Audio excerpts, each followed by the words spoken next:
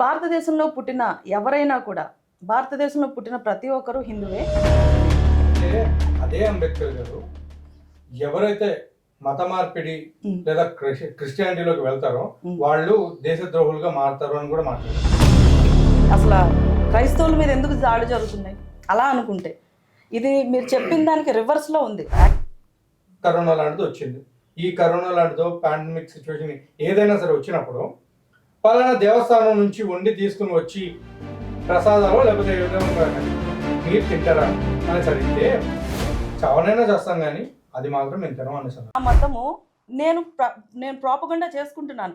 నీకు ఇష్టమైతే నువ్వు నమ్ము, నీకు ఇష్టమైతే దాన్ని తెలుసుకోవడానికి ట్రై చేయి, నీకు ఇష్టమైతే దాన్ని అవలంబించు, లేదు అని అంటే పక్కకు తప్పుకో. రీసెంట్లీ ఒక 2-3 రోజుల కిందట అనుకుంటా ఒక ఆడపిల్ల, చిన్న పిల్ల, కొంచెం మెంటల్లీ ఇల్లు అనుకుంటా ఆవిడ, ఆమెను తీసుకొచ్చేసి అది చర్చ్లో స్వస్థతలు జరుగుతాయి అని చెప్తే తీసుకెళ్ళినందుకు అక్కడే చచ్చిపోయింది ఆవిడ. తమ యొక్క వాయిస్ ని గట్టిగా వినిపించలేనటువంటి అధ్వానమైనటువంటి దౌర్భాగ్యమైనటువంటి పరిస్థితులు ఈ రోజు క్రైస్తవ సమాజం ఉంది.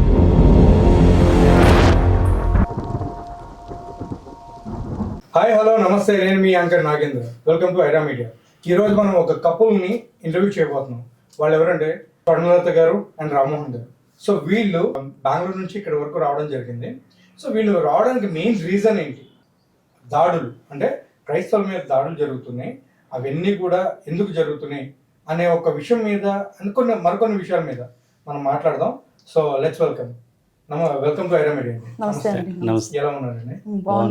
ఎనీవే, ఈరోజు ఐరా మీడియాలో మీరు మాట్లాడాలి అనుకున్నటువంటి కొన్ని విషయాలు అయితే నేను మాట్లాడాలనుకున్నది ఏంటి అని అంటే, క్రైస్తవుల మీద ఎందుకు దాడులు, అంటే కులాన్ని మతాన్ని బేస్ చేసుకుని ఎందుకు దాడులు చేస్తూ ఉన్నారు అనేది. రెండు, ఈ మధ్య క్రైస్తవ లోకంలో అజయ్ బాబు గారు అరెస్టు, లేకపోతే ప్రవీణ్ పగడాల గారి మరణము, ఇవన్నీ కూడా చాలా హైలైట్ అవుతూ ఉన్నాయి.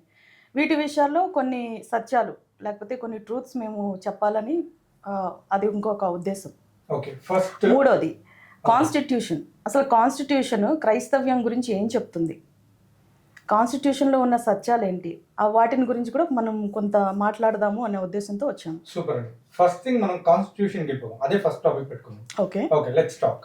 కాన్స్టిట్యూషన్ గురించి మీరు చెప్పండి, మీ అవగాహన. యూజువల్గా అంటే మామూలుగా మన భారతదేశం యొక్క రాజ్యాంగము చాలా విలక్షణమైనది, శక్తివంతమైనది. మనము ఇప్పుడు మతం గురించి మాట్లాడుకుంటున్నాం కాబట్టి కాన్స్టిట్యూషన్లో మౌలికమైనటువంటి లేకపోతే ప్రియాంబుల్లో ఉన్నటువంటి 5 పాయింట్స్లో మూడో పాయింట్ ఏంటంటే సెక్యులరిజం. సెక్యులరిజం అంటే మన యొక్క భారతదేశము మత సామరస్యం కలిగినటువంటి దేశం. అంటే ఈ భారతదేశంలో పుట్టిన ఎవరైనా కూడా, భారతదేశంలో పుట్టిన ప్రతి ఒక్కరూ హిందువే. హిందూ ఎవరైనా కూడా ఏ మతాన్ని అయినా కూడా వాళ్ళు అనుసరించవచ్చు, అది వాళ్ళ స్వీకరించవచ్చు. అది వాళ్ళ యొక్క విశ్వాసాన్ని ఆధారం చేసుకొని వారి జీవితాల్లో జరిగినటువంటి ఇన్సిడెంట్స్ని బట్టి కానీ ఏదైనా కావచ్చు, ఆ యొక్క మతాన్ని స్వీకరించి దాన్ని అవలంబించేటువంటి స్వేచ్ఛ మనకి భారతదేశంలో ఉన్నటువంటి రాజ్యాంగమే, అంటే కాన్స్టిట్యూషనే మనకి కలిగించింది. మనము కాన్స్టిట్యూషన్లో ఆర్టికల్ 25 to 28 చూస్తే right to religion. Right to religion అంటే నేను హిందూగా ఉన్నప్పటికీ ఏ మతాన్ని అయినప్పటికీ కూడా స్వీకరించవచ్చు. నేను స్వీకరించడమే కాదు, నా విశ్వాసాన్ని నేను ఎదుటివారికి చెప్పడమే కాదు, నా విశ్వాసాన్ని ఎదుటివారికి నేను ప్రాపగేట్ కూడా చేయొచ్చు. ఇది రాజ్యాంగంలో రైట్ టు రిలీజన్ యాక్ట్ అనేది ఉంది. ఈ రాజ్యాంగంలో ఉన్నటువంటి ఈ రైట్ టు రిలీజన్ యాక్ట్ ఏదైతే ఉందో అది చాలామందికి అవగాహన లేదు అని నా పర్సనల్ అభిప్రాయము. విచారకరం ఏంటంటే ఎగ్జాక్ట్లీ ఎందుకు అని అంటే, మనకి రాజ్యాంగమే ఇచ్చింది కదా. ఇప్పుడు నా మతాన్ని, ఇప్పుడు నేను I'm not a Dalit, okay, I belong to upper caste, but నా విశ్వాసం ఏంటి, నేను క్రైస్ట్ని బిలీవ్ చేస్తాను, మా వారు కూడా అంతే, మేమిద్దరం కూడా దేవుణ్ణి నమ్ముకున్నాం. అది నా విశ్వాసం, అది నా మనసుకు సంబంధించింది. ఎందుకంటే నేను నమ్మాను దేవుడు, యేసుప్రభు వారు దేవుడు అని. ఆయన ద్వారానే, ఆయనే సత్యము, ఆయన ద్వారానే నాకు నిత్యజీవం అనేటువంటి సత్యాన్ని నేను నమ్మాను. అది నా అనుభవం. నా అనుభవాన్ని ఇతరులతో షేర్ చేసుకోవడంలో తప్పేం లేదు. నా అనుభవాన్ని ప్రాపగేట్ చేసుకోవడంలో తప్పేం లేదు. కానీ దాన్ని ఒక బూచిగా చూపించి మతాలను మత మార్పిడి చేస్తున్నారు, లేకపోతే మా మతాన్ని దూషిస్తున్నారు, మా మతాన్ని కించపరుస్తున్నారు అని చాలామంది మతోన్మాదులు, నేను హిందూ మతోన్మాదులు అని అనడం లేదు, మతోన్మాదులు అని అంటున్నాను. మతోన్మాదులు ఈ రకంగా దాడులు చేయడం మొదలుపెట్టారు. ఈ మధ్యకాలంలో ఇంకా ఎక్కువైపోయింది. ఫర్ ఎగ్జాంపుల్ చూసినట్లయితే నిన్నగాక మొన్న సామర్లకోటలో చిన్నపిల్లలు VBS ప్రోగ్రామ్ జరుగుతూ ఉంటే మతోన్మాదులు వచ్చి మీరు చిన్నపిల్లల్ని మతం మారుస్తున్నారు అని అంటున్నారు. చిన్నపిల్లలకి మతం ఏంటంటే వాళ్ళకి ఏం తెలుసు? 5-6 సంవత్సరాల పిల్లలకి మతం గురించి ఏం తెలుసు? అంటే ఇక్కడ వీళ్ళ చెప్పే విధానం ఒకటి ఉందండి. చిన్నపిల్లలు అంటే ఇప్పుడు మనం కొన్ని వంకరగా ఉందనుకోండి, మొక్క వంగండి మానే వంగడం కష్టం. అలానే పిల్లలుగా ఉన్నప్పుడు వాళ్ళ మనసుల్లో యేసు ప్రభు రక్షకుడు అని చెప్పడం, లేదా హిందూ దేవీ దేవతలు వాళ్ళని బూచి కింద, ఇందాక మీరు అన్నట్టే వాళ్ళని కూడా బూచి కింద చూపించి ఏ విధంగా అయితే కన్వర్షన్ జరుగుతుందో ఈ విధంగా ఇంకా పిల్లలు ఏంటంటే ఇటువైపు మాట్లాడలేరు. వాళ్ళకేం లేదు, యేసు ప్రభు ఉన్నారంట కదా, ఆయన దేవుడు అంట కదా, ఇట్లా మా అది వెళ్తున్న చర్చిలో చెప్తున్నారు అని చెప్తారు. అవునండి. సో ఈ విధంగా చూసుకుంటే మరి కన్వర్షన్ కింద వెళ్తా అంటే పిల్లల మనసుల్ని కలుషితం చేసినట్టు కాదంటారా? కలుషితం చేసినట్టు ఎట్లా అవుతుందంటే వాళ్ళు బిలీవ్ చేసే సిస్టమ్ వేరు, వాళ్ళ బిలీవ్స్ వేరు. అసలు చిన్న పిల్లల విషయానికి వస్తే 5-6 సంవత్సరాల పిల్లలకి, లేకపోతే 7-8 సంవత్సరాల పిల్లలకి క్రిస్టియానిటీ అంటే ఏంటో, హిందూయిజం అంటే ఏంటో వాళ్ళకి తెలియదు. ఒక రకంగా చెప్పాలి అని అంటే రెండోది ఏ విధంగా వాళ్ళని చర్చి పిలుస్తున్నారు తెలియదు కాబట్టి మంచి మార్గాన్ని చెప్పడం కోసము పిలుస్తా ఉన్నారు. రెండోది VBS లో దేవీ దేవతలను విమర్శించడము, దేవీ దేవతలను తిట్టడము జరగదు. ఎవరైనా కూడా మీరు VBS లోకి వెళ్ళండి, చూడండి అక్కడ ఏం జరుగుతుంది, ఏం చెప్తున్నారు అనే దాన్ని చూసి మాట్లాడండి. వీళ్ళు ఏం చేశారు, వెళ్ళడంతోనే మీరు మతాన్ని మారుస్తున్నారు, చిన్నపిల్లల్ని అలా చేస్తున్నారు, ఇలా చేస్తున్నారు అని దూషిస్తూ ఉన్నారు. That is very bad. దాన్ని స్టార్ట్ చేసుకొని నిన్నగాక మొన్న అడ్డగుట్టాలు అంట ఏదో VBS ప్రోగ్రాంలో ఎంటర్ అయ్యి అక్కడ కూడా రసాబస చేశారు. సో ఇలా ఏమవుతుందంటే ఒక్క ఇన్సిడెంట్ దగ్గర నుంచి మొదలయ్యి ఇంకా రేపొద్దున ఫ్యూచర్లో చిన్నపిల్ల కనీసం క్రైస్తవ సమాజం VBS జరిపించుకోవాలన్నా కూడా భయపడే పరిస్థితులు తీసుకొస్తా ఉన్నారు. సో అదే అనమాట. అంటే ఇప్పుడు సమ్మర్ హాలిడేస్ కదా, వెకేషన్ టైంలో జనరల్గా పిల్లలు ఇప్పుడు స్విమ్మింగ్ గాను, మ్యూజిక్ గాను, ఎట్లా మీకు అర్థమైంది కదా, ఎవ్రీ పేరెంట్స్కి వాళ్ళకి రెస్పాన్సిబుల్, పిల్లలకి ఏదో నేర్పించాలి. రెండోది చిన్న పిల్లలు VBS లో చెప్పేది ఏంటంటే మీరు మంచి పనులు చేయాలి, చెడ్డ పనులు చేయకూడదు అనేది ఒక స్టాండర్డ్గా బోధిస్తారు VBS లో. సో చిన్నపిల్లలకి చిన్నతనం నుంచే ఒక మంచితనాన్ని బోధించడం అనేది తప్పేం కాదు, దాన్ని మతంతో ముడిపెట్టాల్సిన అవసరం లేదు. ఎందుకంటే యేసు ప్రభు గురించే చెప్తారు. Different characters, for example David గురించి బైబిల్లో ఉండేటువంటి క్యారెక్టర్స్ వాళ్ళు నీతిగా న్యాయంగా బ్రతకటం వల్ల వాళ్ళ జీవితాల్లో వాళ్ళు పొందుకున్నటువంటి మేలులు, వాళ్ళకు వచ్చిన బెనిఫిట్స్, వాటిని గురించే బోధిస్తారు తప్ప వీళ్ళు దేవుళ్ళు కాదు, వాళ్ళు దేవుళ్ళు కాదు, వీళ్ళు ఇలా ఉన్నారు, వాళ్ళు ఇలా ఉన్నారు అని చేయరు. బైబిల్లో ఉన్నటువంటి మంచి గురించి చెప్తారు అని చెప్పి. అవును. అదే విధంగా ఇప్పుడు US లో బైబిల్ అంటే నెంబర్ 1 ప్లేస్ లో ఉందని చెప్పొచ్చు. కానీ అదే US లో స్కూల్స్ లో బైబిల్ బ్యాన్ చేయడం జరిగింది. ఎందుకలా? ఓల్డ్ టెస్ట్మెంట్ అది మన ఇండియా గురించి మనం మాట్లాడలేదు. ఎందుకంటే ఇప్పుడు అక్కడ కూడా ఉన్న చిన్నపిల్లలు వాళ్ళకి వాళ్ళ గ్రోత్ కి అది హానికరం అని చెప్పేసి వాళ్ళు ఆపేయడం జరిగింది. అది నాకు తెలియదు. అడిగారు కాబట్టి నేను డెఫినెట్లీ దాని గురించి చూస్తాను. చూడండి, ఎందుకంటే దాని గురించి చూస్తాను. ఒక విషయం ఏంటంటే కానీ యాక్చువల్ గా లో చాలా వరకు ఏవైతే కొన్ని అధ్యాయాలు లేకపోతే వచనాలు ఉన్నాయో అవి పిల్లల వరకే కాదండి, పెద్దవాళ్ళకి కూడా చాలా వరకు హానికరం అని చెప్పేసి వాళ్ళు బ్యాన్ చేయడం జరిగింది. కానీ యాక్చువల్ గా నాకు తెలిసి US లో బైబిల్ ని ఒక పాఠ్యాంశంగా బోధిస్తారనే సంగతి లేదు, నాకు తెలిసి లేదు. బట్ మీరు ఇప్పుడు చెప్పారు కాబట్టి డెఫినెట్లీ దాని గురించి నేను ఫైండ్ అవుట్ చేస్తాను. రెండోది ఏంటంటే అసలు చాలా మందికి తెలియని సత్యం ఏంటి అంటే కాన్స్టిట్యూషన్ బేసిస్ అంబేద్కర్ గారు తీసుకొచ్చినటువంటి కాన్స్టిట్యూషన్ ఏదైతే ఉందో అది చాలామంది తెలియంది ఏంటి అని అంటే కాన్స్టిట్యూషన్ యొక్క బేసిస్ బైబిల్లోని మౌలికమైనటువంటి అంశాలు బేస్ చేసుకొని వచ్చింది. మీరు ఎక్కడ చూసుకున్నా కూడా యూరోప్లో కానీ ఏషియాలో కానీ ఏ కాన్స్టిట్యూషన్ చూసుకున్నా కూడా దానికి బేసిస్ బైబిలే. దొంగతనం చేయకూడదు, వ్యభిచరించకూడదు, నరహత్య చేయకూడదు, ఇలాంటివన్నీ కూడా మన కాన్స్టిట్యూషన్ చూసినప్పుడు judicial law or rule of law కాక ఇవన్నీ కూడా దీనికి సంబంధించి ఎకనామిక్, సోషల్, ఈ పాలసీస్ ప్రిన్సిపల్స్ ఇవన్నిటికీ కూడా మెయిన్ ఏమంటారు బేసిస్ బైబిలే.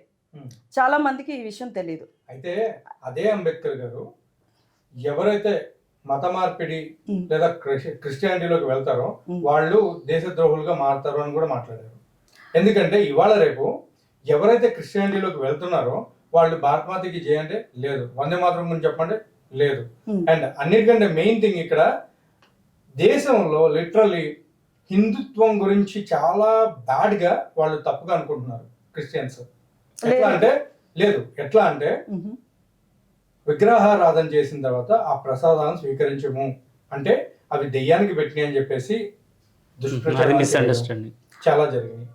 అందుకు మీరు చూసే ఉంటారు చాలా మంది పాస్టర్స్ ఇంటర్వ్యూస్ లో కూర్చొని మాట్లాడిన వాళ్ళలో ఒక్క విజయప్రసాద్ రెడ్డి గారు తప్ప మిగిలిన ఎవరైనా సరే మీరు పలానా రోజు ఎట్లాంటి పాండమిక్ సిచ్యువేషన్ వచ్చింది, కరోనా లాంటిది వచ్చింది, ఈ కరోనా లాంటిదో పాండమిక్ సిచ్యువేషన్ ఏదైనా సరే వచ్చినప్పుడు పలానా దేవస్థానం నుంచి వండి తీసుకుని వచ్చి ప్రసాదాలు లేకపోతే ఏ విధంగా మీరు తింటారా అనేసి అడిగితే చావనైనా చేస్తాం కానీ అది మాత్రం మేము తినం అనేసి అన్నారు. అంటే అక్కడ మీరు దాన్ని వ్యతిరేకించినట్టే కదా. అంటే ఇప్పుడు చిన్న పిల్లలు ఉంటారండి, వాళ్ళు కూడా అట్లా చంపేస్తారా మీరు మీతో పాటు? నేను దానికి ఎక్స్ప్లెనేషన్ చెప్పండి తర్వాత తను కూడా పాయింట్స్ యాడ్ తప్పకుండా.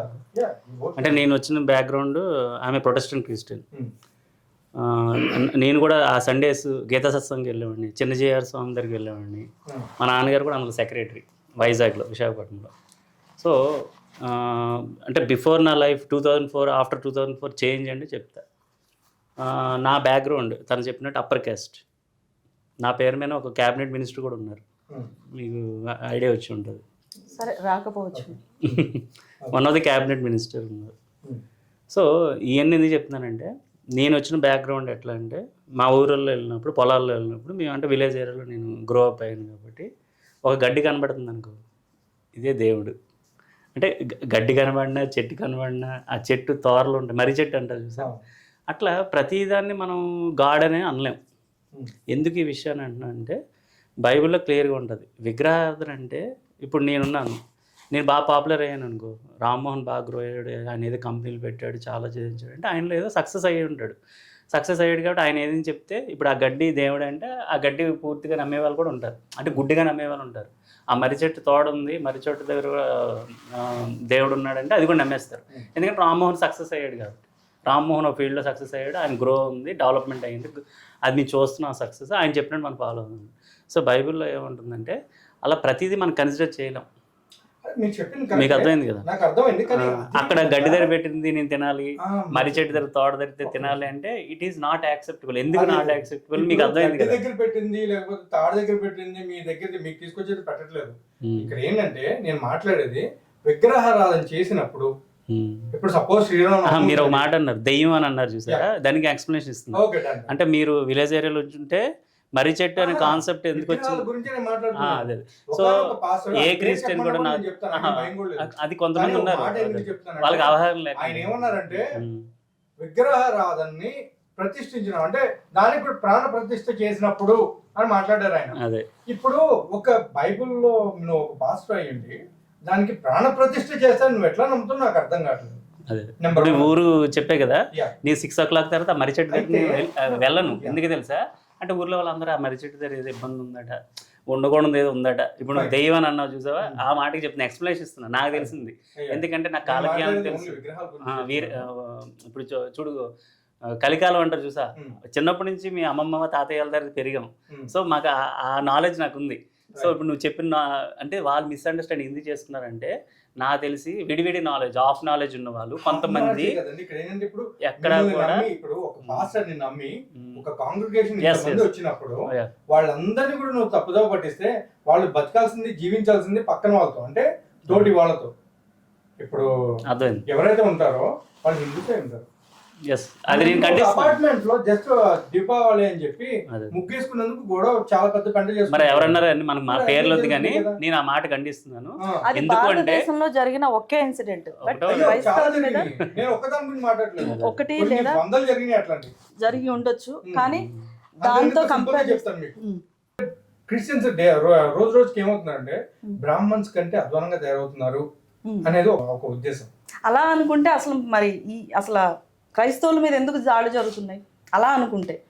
ఇది మీరు చెప్పిన దానికి రివర్స్ లో ఉంది. యాక్చువల్ గా సమాజము మీరు చెప్పిన దానికి రివర్స్ లో ఉంది. ఎందుకు జరుగుతున్నాయి అంటే అసలు ఇంతకీ ఇళ్ళ వరకు వెళ్ళాల్సిన పని ఉంది. ఇందాక మీరు చెప్పారు, మీ టెస్టిమనీ మీరు బేస్ చేశారు. ఏమని? నాకున్నటువంటి టెస్టిమనీ ఏంటంటే, నేను యేసు ప్రభువుని నమ్ముతాను. నేను ఒక సర్టన్ మంచి క్యాస్ట్ సంబంధించిన అమ్మాయిని, నేను నమ్మేది యేసు ప్రభువుని. కానీ నా దాన్ని నేను వేరే వాళ్ళతో ఇచ్చేసుకోవట్లేదు కదా, దాన్ని మత మార్పిడి అని ఎట్లా అంటారు మీరు అన్నారు. కానీ పాస్టర్లు అందరూ కూడా ఇంటింటికి వెళ్ళి మీరు ఏదైతే ఫాలో అవుతున్నారో అవన్నీ కూడా భూతాలు, దెయ్యాలు, లేకపోతే అవి జస్ట్ రాళ్ళు, అన్ని నార్మల్ ఫోటోలు, ఏముండదు అని మాట్లాడితే మరి ఏ హిందూకైనా మరి ఇది కదా. వాళ్ళు ఇంటింటికి వెళ్ళి చేస్తున్నారు అనే దాని గురించి అయితే నేను కమెంట్ చేయను. కానీ ఎందుకంటే మేము ఆ విషయాలు మాకు నోటీస్ రాలేదు.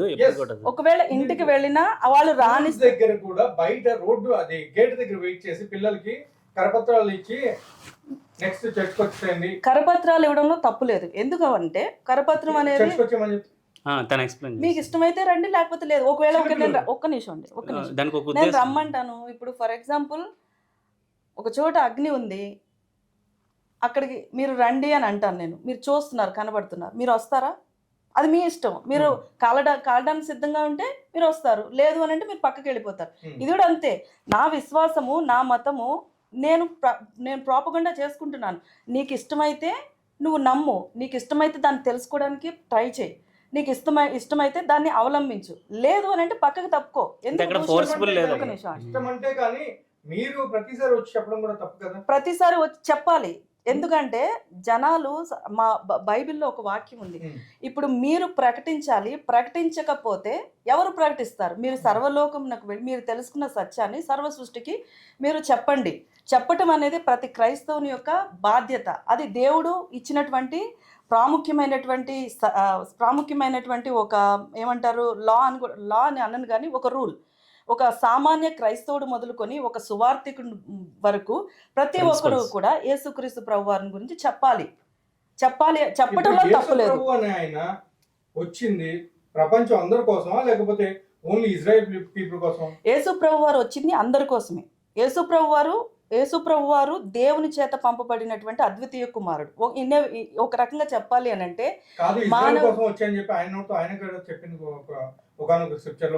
లేదు, ఇశ్రాయేలు పట్టణస్థుల కోసం వచ్చానని కాదు, తన వారి కోసం వచ్చాను. అందుకే మీరు వెళ్ళి సర్వలోకమునకు ఈ యొక్క సత్యాన్ని బోధించమని చెప్పేసి అన్నారు. ఇప్పుడు ఒక మనిషిగా ఒక ప్రాంతంలో ఒకేసారి ఉండగలరు, ఒక మనిషిగా 10 ప్రాంతాల్లో ఆయన వెళ్ళి తిరగలేరు. ఆయన భూమి మీద బ్రతికింది 33.5 సంవత్సరాలు మాత్రమే ఆయన పరిచర్య చేశారు. ఈ పరిచర్య కాలంలో ఆయన 12 మంది శిష్యులను తయారు చేశారు. తర్వాత లేఖనాల ప్రకారం ఆయన చనిపోయి, అంటే సిలువలో ఆయన మరణించి తిరిగి లేచారు, పునరుద్ధానుడై తిరిగి లేచాడు. లేచిన తర్వాత ఆరోహణం ఒక 40 days ఆయన ఉండి భూమి మీద ఉండి తర్వాత ఆరోహణం అయిపోయి వెళుతూ ఆయన మీరు తెలుసుకున్న ఈ యొక్క సత్యాన్ని సర్వలోకానికి మీరు ప్రకటించండి అని చెప్పేసి యేసుప్రభు వారు అన్నారు. ఓకే, యేసుప్రభు వారు చెప్పారు. అదే సత్యాన్ని ఆ శిష్యులు మొదలుకొని నేటి వరకు కూడా ప్రకటిస్తూనే వచ్చారు. యేసుప్రభు వారు ఇశ్రాయేలు ప్రాంతంలో పుట్టడానికి కారణము యేసుప్రభు వారు అందరికీ దేవుడు. అందుకే ఆయన ప్రపంచ పటం చూసినట్లయితే ఇశ్రాయేల్ ప్రాంతము మధ్యస్థ స్థలంలో ఉంటుంది. సో ఆ స్థలంలో ఆయన పుట్టారు. నేను మిమ్మల్ని ఒక క్వశ్చన్ అడిగారు ఇక్కడ.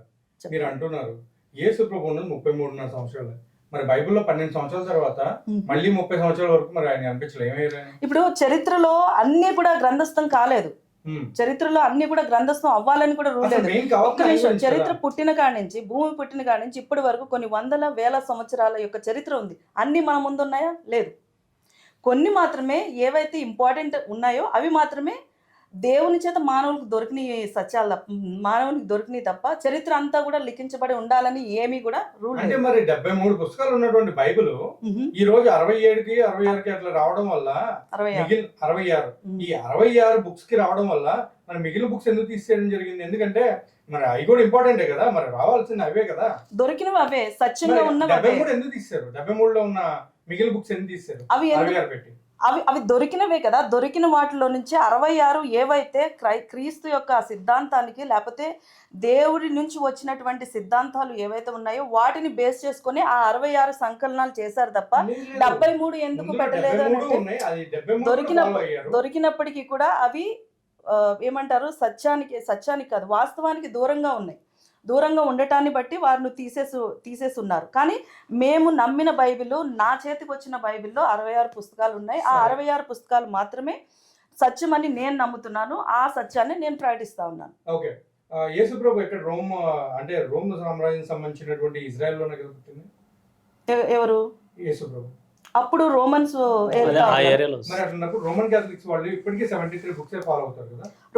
అదే అంటున్నాను. ఇప్పుడు ఈ సంఘాలు వాళ్ళు క్రిస్టియన్స్ కదా, వాళ్ళు డినామినేషన్స్ ఈ ఫస్ట్ యేసుక్రీస్తు ప్రభువారు 12 మంది శిష్యులను సిద్ధం చేసినప్పుడు ఓన్లీ క్రీస్తు యొక్క బోధ మాత్రమే వాళ్ళు ప్రచురం చేశారు. తర్వాత తరాలు గడుస్తున్నప్పుడు డిఫరెంట్ డినామినేషన్స్ వచ్చినాయి. ఫర్ ఎగ్జాంపుల్ మా చిన్నతనంలో ఓన్లీ ఒక 4-5 డినామినేషన్స్ లైక్ హెబ్రోన్, ఎలిఎఫ్, బీపీఎఫ్ ఇలాంటివి కొన్ని సంఘాలు మాత్రమే ఉండేవి. ఈరోజు చూస్తే దానికి మించి కొన్ని వందల సంఘాలు ఎవరికి అనుకూలంగా వాళ్ళు ఏర్పరచుకున్నారు. ఇక్కడ నేను ఇంకొక పాయింట్ చెప్పాలి. ఇప్పుడు క్రైస్తవులు అందరూ నిజమైనటువంటి క్రైస్తవులేనా?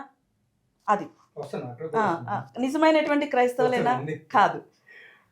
అంటే వాళ్ళు దే విల్ స్టార్ట్ విత్ మంచి దాంతోనే ఆరంభిస్తారు. కానీ తర్వాత ఏమవుతుందంటే మానవుని యొక్క హృదయం చాలా చెడ్డది. దాన్ని బట్టి గ్రీడీనెస్ వల్ల కావచ్చు, మరి ఆధిపత్యం వల్ల కావచ్చు, కారణాలు ఏవైనా కూడా కొంత డివేట్ అవి వాళ్ళు సపరేట్ అయ్యి వాళ్ళు ఓన్గా సంఘాలు స్థాపించుకొని వాళ్ళ ఓన్ సిద్ధాంతాలు బైబిల్తో పాటు క్రోడీకరించి తీసుకొస్తా ఉన్నారు. మీకు ఫర్ ఎగ్జాంపుల్ నేను ఒక చిన్న ఇన్సిడెంట్ చెప్తాను. ఇక్కడ రీసెంట్గా మనకి హెబ్రోన్ సంఘంలో ఎస్తేర్ దేవదాస్ గారు అని ఒక గొప్ప సేవకురాలు ఉన్నారు. ఆవిడ ట్రైబల్స్ మధ్య వర్క్ చేస్తారు. అంటే చాలా మందికి తెలిసే ఉంటుంది. వారు ఏంటంటే ట్రైబల్స్ మధ్య మంచి సువార్త పరిచర్య చేస్తారు. చాలామంది మార్పు చెందారు.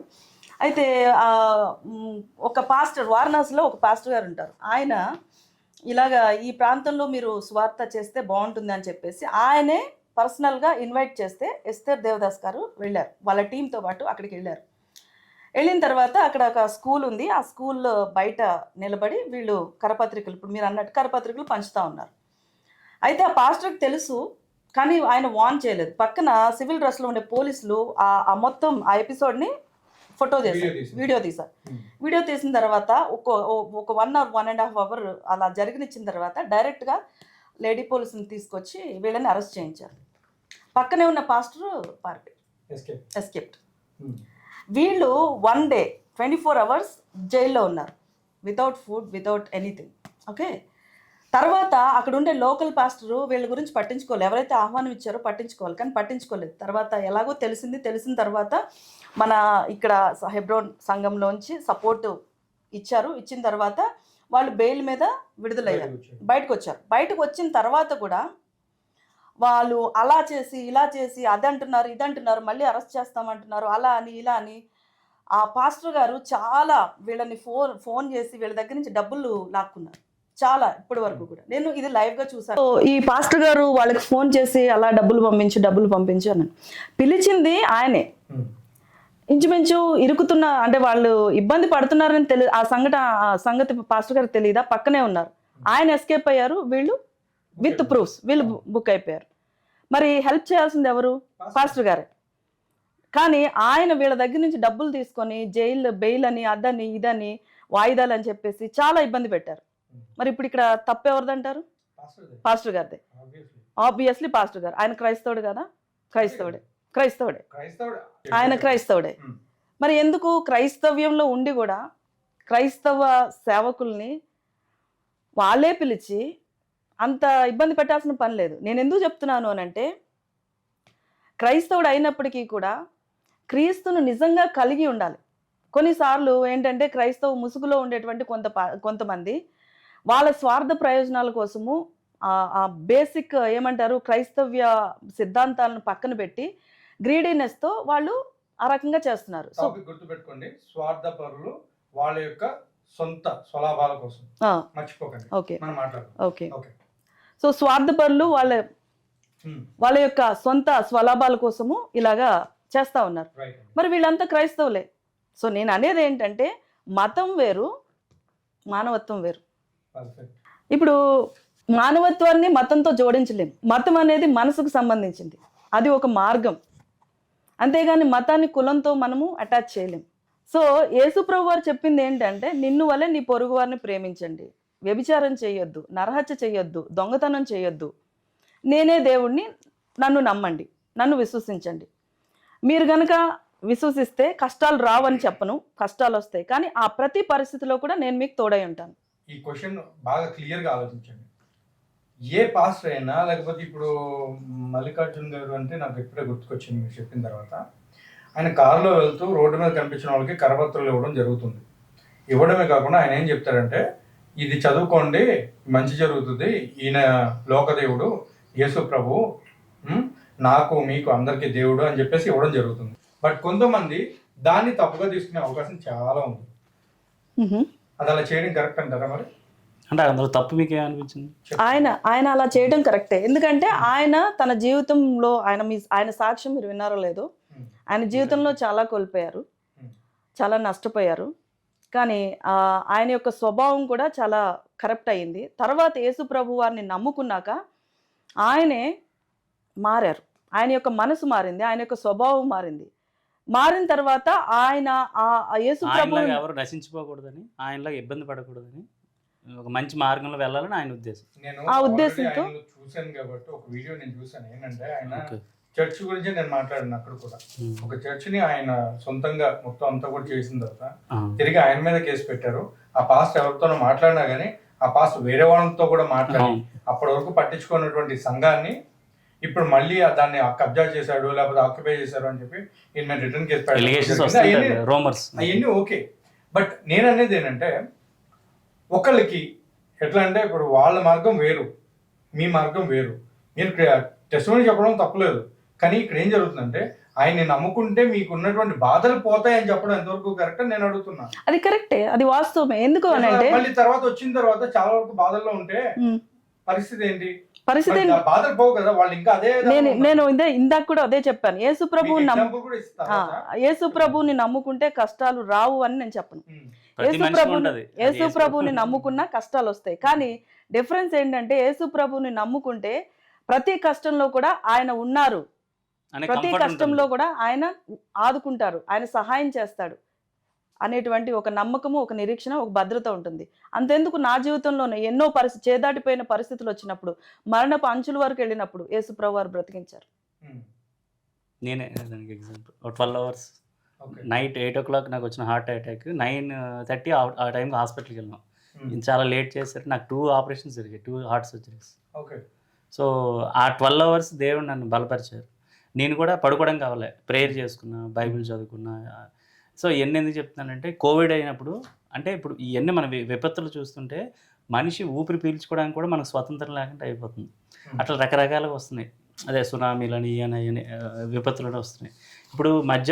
ఇప్పుడు ఈవెన్ ఎర్త్ వైజ్ మీరు చూసే స్పేస్ వైజ్, ఇప్పుడు సునీత విలియమ్స్, బిల్ మోర్ వీళ్ళందరూ వచ్చారు కదా, అక్కడ చాలా స్టడీ చేశారు వాళ్ళు. అన్నీ మనం బయటికి రావట్లే. అంటే జరగకూడవన్నీ ఈ యొక్క ప్రపంచంలో అన్నీ జరుగుతున్నాయి. రీసెంట్గా ఆఫ్రికా కాంటినెంట్ దగ్గర ఒక షార్క్ వేల్ 700 kilometers అంటే ఫ్రమ్ ఎక్కడి నుంచి విశాఖపట్నం అంత దూరం వెళ్ళిన పెద్ద షార్క్. సో ఎందుకు చెప్తున్నానంటే, ఆయన అప్పుడు ఎందుకు వచ్చారు, అక్కడ మిడిల్ ఈస్ట్లో ఎందుకు వచ్చారు అని అంటున్నారు కదా. అంటే ఇప్పుడు బైబిల్లో ఫస్ట్ చాప్టర్లో మన ఈడెన్ గార్డెన్, ఎక్కడైతే ఫస్ట్ 2 మనుషుల్ని దేవుడు ఏర్పరచుకున్నాడో ఆ ప్లేస్ కూడా నియర్ టు ద ఇజ్రాయెల్. అంటే నాకు తెలిసిన ఇన్ఫర్మేషన్ మీకు చెప్తున్నా. సో ఇవన్నీ సూచనలు అనమాట. అంటే మళ్ళీ యేసయ్య రావడానికి, యేసుప్రభు రావడానికి సూచనలు ఒక్కొక్కటి వస్తున్నాయి. ఇప్పుడు కలికాలంలో మీరు వినే ఉంటారు, అది మనం చూడలేని వింతలన్నీ చూస్తుంటాం. కొబ్బరి చెట్టుకి ఏదో అవుతుంది, మల్లెపూలు ఎక్కడ పడతాయి, ఇవన్నీ ఉంటాయి కదా. చివరి దినాలు వస్తున్నాయి, ఆఖరి దినాలు కొన్ని జరుగుతుంటాయి సూచనలు ఇవన్నీ. అట్లా మా లైఫ్లో మేము చూసాం. అంటే నువ్వు అనొచ్చు బాధలు ఉంటాయి, కష్టాలు ఉంటాయి. ఎప్పుడైతే బైబిల్ మనం చదువుతామో, ప్రేయర్లో ఉంటామో, అది కొంత టైంలో మనం దాన్ని బయటపడడానికి అవకాశం ఉంటుంది. అలాగే మా జీవితాల్లో కూడా ప్రతి శ్రమలోనూ, ప్రతి కష్టంలోనూ కూడా దేవుడు సహాయం చేశారు. అలాగే ప్రతి క్రైస్తవుని జీవితంలో కూడా దేవుడు సహాయం చేశారు. ఎలాంటి అద్భుతాలు ఆశ్చర్యకరం. చేశారండి, చేయలేదని కాదు. ఇక్కడ నా క్వశ్చన్ మీకు అర్థమైందా, అర్థం కాలేదా మళ్ళీ అడుగుతాను. క్వశ్చన్, ఎప్పుడైనా సరే కరపత్రం ఇచ్చినప్పుడు ఒక మాట చెప్తారు, దేవుని నమ్ముకోండి మీకు మంచి జరుగుతుంది అని చెప్తారు. నమ్ముకున్న తర్వాత అదే మంచి అనేది చాలా వరకు ఆ లైఫ్ లో ఏది ఉండదు. ముందు ఎట్లా ఉందో అట్లానే ఉండదు లైఫ్. లేదు లేదు, ముందు ఎట్లా ఉందో అట్లానే మీరు ఉండదు. కొంతమందిని అడిగారా?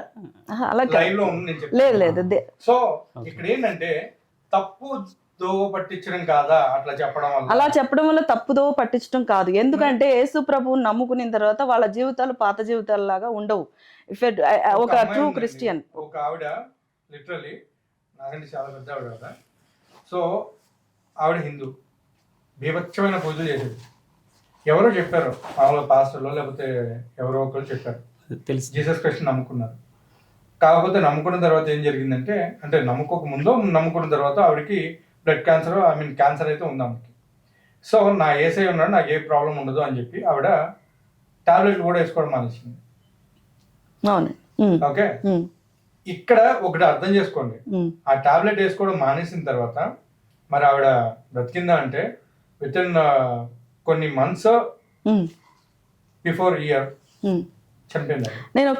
ఇక్కడ నేను ఒక మాట ఏంటంటే, చాలా మందిని తప్పుదోవ ఈ విధంగా పట్టించడం జరుగుతుంది అనేది నాకు తెలిసి ఏ క్రైస్తవుడు కూడా మీరు టాబ్లెట్లు వేసుకోకండి. మీరు ఈ బెల్లంపల్లి ఆయన నేను ఏది స్వస్థతలు జరుపుతాను అని చెప్పి ఒక అతన్ని పిలిపించుకుని వచ్చి, అంటే తీసుకుని వచ్చి హాస్పిటల్కి వెళ్ళాల్సిన అతన్ని కూడా చివరి దశలో లేకపోతే ఏదైనా కానీ నేను బతికిస్తా అని చెప్పి తీసుకొచ్చాడు. చచ్చిపోయిన తర్వాత ఆ తల్లి ఏడుస్తున్నా వినిపించుకోకుండా ట్రాలీలోకి ఇచ్చి హైదరాబాద్ మొత్తం తిప్పాడు. తిప్పిన తర్వాత రోడ్డు మీద వాళ్ళు అందరినీ గట్టిగా పిలిస్తే వేరే వాళ్ళు వచ్చి ఆపితే బస్సు అది ఆ ట్రాలీ డ్రైవరు పారిపోయాడు దిగి. అక్కడ అదొక ఇన్సిడెంట్. రీసెంట్లీ ఒక 2-3 రోజుల కిందట అనుకుంటా, ఒక ఆడపిల్ల, చిన్న పిల్ల, కొంచెం మెంటల్లీ ఇల్లు అనుకుంటా ఆవిడ, ఆమెను తీసుకొచ్చేసి అది చర్చ్ లో స్వస్థతలు జరుగుతాయి అని చెప్తే తీసుకెళ్ళినందుకు అక్కడే చచ్చిపోయింది ఆవిడ. అదే ఇలాంటివన్నీ చేయడానికి మేము ఒక ఫోరం గా ముందుకు వచ్చాం అన్నమాట. అంటే అదే దాని గురించి నేను చెప్తాను, ఎందుకంటే నేను అందులో part of activist, I'm part of civil rights initiative international, నేను యాక్టివిస్ట్ని. సో మేమేం చేస్తున్నాం అంటే, ఇట్లా డిఫరెంట్ డినామినేషన్స్ ఉన్న వాళ్ళందరిలో వెల్ నోటెడ్ ఎవరైతే బాగా నోటబుల్, ఐఏఎస్ అవనండి, ఐపీఎస్ అవనండి, డాక్టర్స్, అడ్వకేట్స్, ఇట్లా ఈ ఎవరైతే డిఫరెంట్ డినామినేషన్స్ అలైన్ అవుతున్నారో మేమంతా ఒక గ్రూప్గా ఫామ్ అయ్యాము, ఒక బాడీగా ఫామ్ అయ్యామన్నమాట. రీసెంట్గా స్టార్ట్ అయింది. సో ఇది ఎందుకు జరిగిందండి, ఇలాంటి విషయాలన్నీ అరికట్టాలని, ఇలాంటివన్నీ జరగకుండా ఉండాలని వాళ్ళకి కూడా ఒక హెడ్సప్ ఇచ్చి, ఒక వార్నింగ్ ఇచ్చి, ఒక నోటీస్ లాగా ఇచ్చి, ఇలాంటివి రిపీట్ అవ్వకూడదు, రిపీట్ అయినట్లయితే మీరు కూడా ఇందులో ఉండరు, మేము కూడా మిమ్మల్ని కన్సిడర్ అనే విషయాన్ని మేము ఖండిస్తున్నాం ఆ విషయంలో. సో మీరు మా నోటీస్ తీసుకొచ్చారు, నేను ఐల్ టేక్ అప్. అండ్ ఇంకొక పాయింట్ యాడ్ చేస్తాను. ఇట్లాంటి ఇన్సిడెంటే గతంలో పాల్ యాంగి చో గారని క్రైస్తవ ప్రపంచానికి తెలుసు. ఆయన ఎక్కువ మీరు విశ్వసిస్తే సరిపోతుంది, ఏదైనా జరుగుతుంది అనేటువంటి బోధనలు ఆయన చేసేవారు. సుపరిచితుడు పాల్ యాంగి చో గారని. సో ఆయన యొక్క బోధన బేస్ చేసుకొని ఒక 4 అమ్మాయిలు ఏం చేశారు అని అంటే, యేసు ప్రభు వారు నీటి మీద నడిచారు కదా, మేము కూడా విశ్వసిస్తున్నాము, మేము కూడా నీటి మీద నడుస్తాము అని చెప్పేసి వాళ్ళు ఒక ఫైన్ డే, ఒక డే ఎలక్ట్ చేసుకొని నీటి మీద నడవటానికి ఒక సముద్రం, ఒక సీషోర్ ఏర్పాటు చేసుకొని నడవటానికి మొదలెట్టారు. మొదలెడితే వాళ్ళు ఒక అడుగు 2 అడుగులు వేసేసరికి వాళ్ళు మొత్తం మునిగిపోయారు. ఆ తర్వాత ఏమైంది, పాల్ యాంగి చో గారి మీద గొప్ప ఇది వచ్చింది, అపాండం వచ్చింది. అప్పుడు ఆయన కరెక్ట్ చేసుకొని, నేను చెప్పింది విశ్వాసం గురించి, మూఢ విశ్వాసం గురించి కానీ లేకపోతే అంధవిశ్వాసం గురించి కానీ నేను చెప్పలేదు. యేసు ప్రభు వారు ఉన్నారు, ఆయన అద్భుతాలు చేస్తారు, ఆశ్చర్యకార్యాలు చేస్తారు. కానీ అద్భుతాల కోసమే, ఆశ్చర్యకార్యాల కోసమే మీరు ఆయన శోధిస్తే అది జరగదు అని చెప్పేసి తర్వాత ఆయన సిద్ధాంతాన్ని తర్వాత ఆయన మార్చుకున్నారు. సో ఇప్పుడు మీరు అన్నది కూడా చాలా మటుకు మానవుల యొక్క మైండ్ సెట్తో ముడిపడి. మీరు ఇందాక గడ్డి దగ్గర పెట్టిన ప్రసాదాలు అని మాట్లాడేది కదా, ఇప్పుడు ఇక్కడ నేను మాట్లాడేది గడ్డి గురించి కదండి. ఇక్కడ డైరెక్ట్గా ఒక సిచ్యువేషన్, ఒక సెల్ ఉంది అంటే అది దేవుడితో సమానం. వాళ్ళు ఏంటంటే, ఇప్పుడు పెద్ద పెద్ద గంగాళాలో అన్నం వండుతారు, అన్నదానం చేస్తూ ఉంటారు. సో అలాంటి టైంలో వాళ్ళు ఏం చేస్తారు, కొంచెం తీసి అక్కడ పెడతారు. కానీ అది బెటర్ కదా, మీకు ఇది కదా పెట్టేది అందరికీ. సో అది తినొద్దని చెప్పడం ఎంతవరకు కరెక్ట్ అని నా ఉద్దేశం. అంటే నాకు తెలిసినంత వరకు ఏ పర్సన్ వండుతున్నారో, ఏ పర్సన్ దాన్ని అక్కడ పెడుతున్నాడో అది కూడా చాలా ఇంపార్టెంట్. ఎందుకంటే ఇప్పుడు నేను నా మట్టుకు నేను బ్లైండ్గా బిలీఫ్ అయ్యి, అంటే ప్రాణం లేని ఒక క్రియేచర్, ఒక స్టాచ్యూ అవని ఇంకేదైనా అవని, ఇప్పుడు యేసుప్రభు అనే ఆ వ్యక్తి గురించి మనం ఎందుకు ఎంతగా మాట్లాడుతున్నాం అంటే ఆయన చూశారు, జనాలు చూశారు. ఇప్పుడు ఏడి బీసీ ఎలాగైతే ఇప్పుడు after death or before Christ, AD BC తీసేసినా మన హిస్టరీలో అయితే ఉంది కదా, కొంతవైతే అది దాని గురించి హిస్టరీలో అయితే మనం చదువుకున్నాం, మనం చదువుకున్న ఎడ్యుకేషన్. అట్లే దాని గురించి ఎందుకంటే ఆయన ఒక లైఫ్ని మనం చూసాము, ఆయన ఎలాగ మరి జనాలకి ఏం చెప్పాలని వచ్చారో చూసాము. అసలు ఆయన రావడానికి ముందు ఏమైందంటే విచ్చలవిడితనం ఎక్కువైపోయింది, పాపం ఎక్కువైపోయింది అన్నమాట. అలాంటి వ్యక్తి ఒక మనిషి రూపాన్ని ఆయన వచ్చాడు. సో అతన్ని బిలీవ్ చేసుకుని వెళ్ళేటప్పుడు మనం స్టాండర్డ్స్ ఫాలో అయినప్పుడు మనం చేసే ఏదైతే ఫుడ్ ఉందో అది హోలీ అవుతుంది, ప్యూరిఫై అవుతుంది అన్నమాట. సో అది చెప్తుంది బైబిల్. ఇప్పుడు అది ఎందుకు వద్దన్నానంటే నేను కూడా ఒకప్పుడు మా అమ్మమ్మ తెమ్మందని చెప్పి గడ్లు డిఫరెంట్ ఎక్కడెక్కడ గడ్లు అనేది తిరుమూర్తుల పూజ అంటారు, మీకు తెలుసు అనుకుంటా, అంటే మీ ఇక్కడ తెలుసో లేదో. అంటే తిరుమూర్తుల పూజ చేయాలని ఆకులు గడ్డి అన్నీ నన్నే తెమ్మన్నది. ఏటి గట్టు దగ్గరికి వెళ్ళి తెచ్చేవాడిని. అంటే ఇక్కడ లేదు, మన కోస్టల్ ఆంధ్ర సైడ్. సో అట్లా ఉండేది.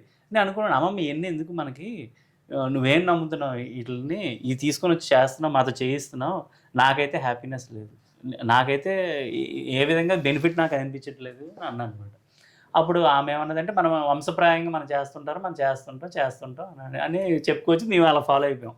తర్వాత ఒక సర్టన్ స్టేజ్కి నేను వచ్చిన తర్వాత నా బర్త్డే అప్పుడే నేను మసీదుకి వెళ్ళేవాడిని, గుడికి వెళ్ళేవాడిని, చర్చ్కి వెళ్ళేవాడిని. 3 ఒకే దగ్గర ఉంటాయి వైజాగ్లో, పోర్ట్రేస్ దగ్గరలో.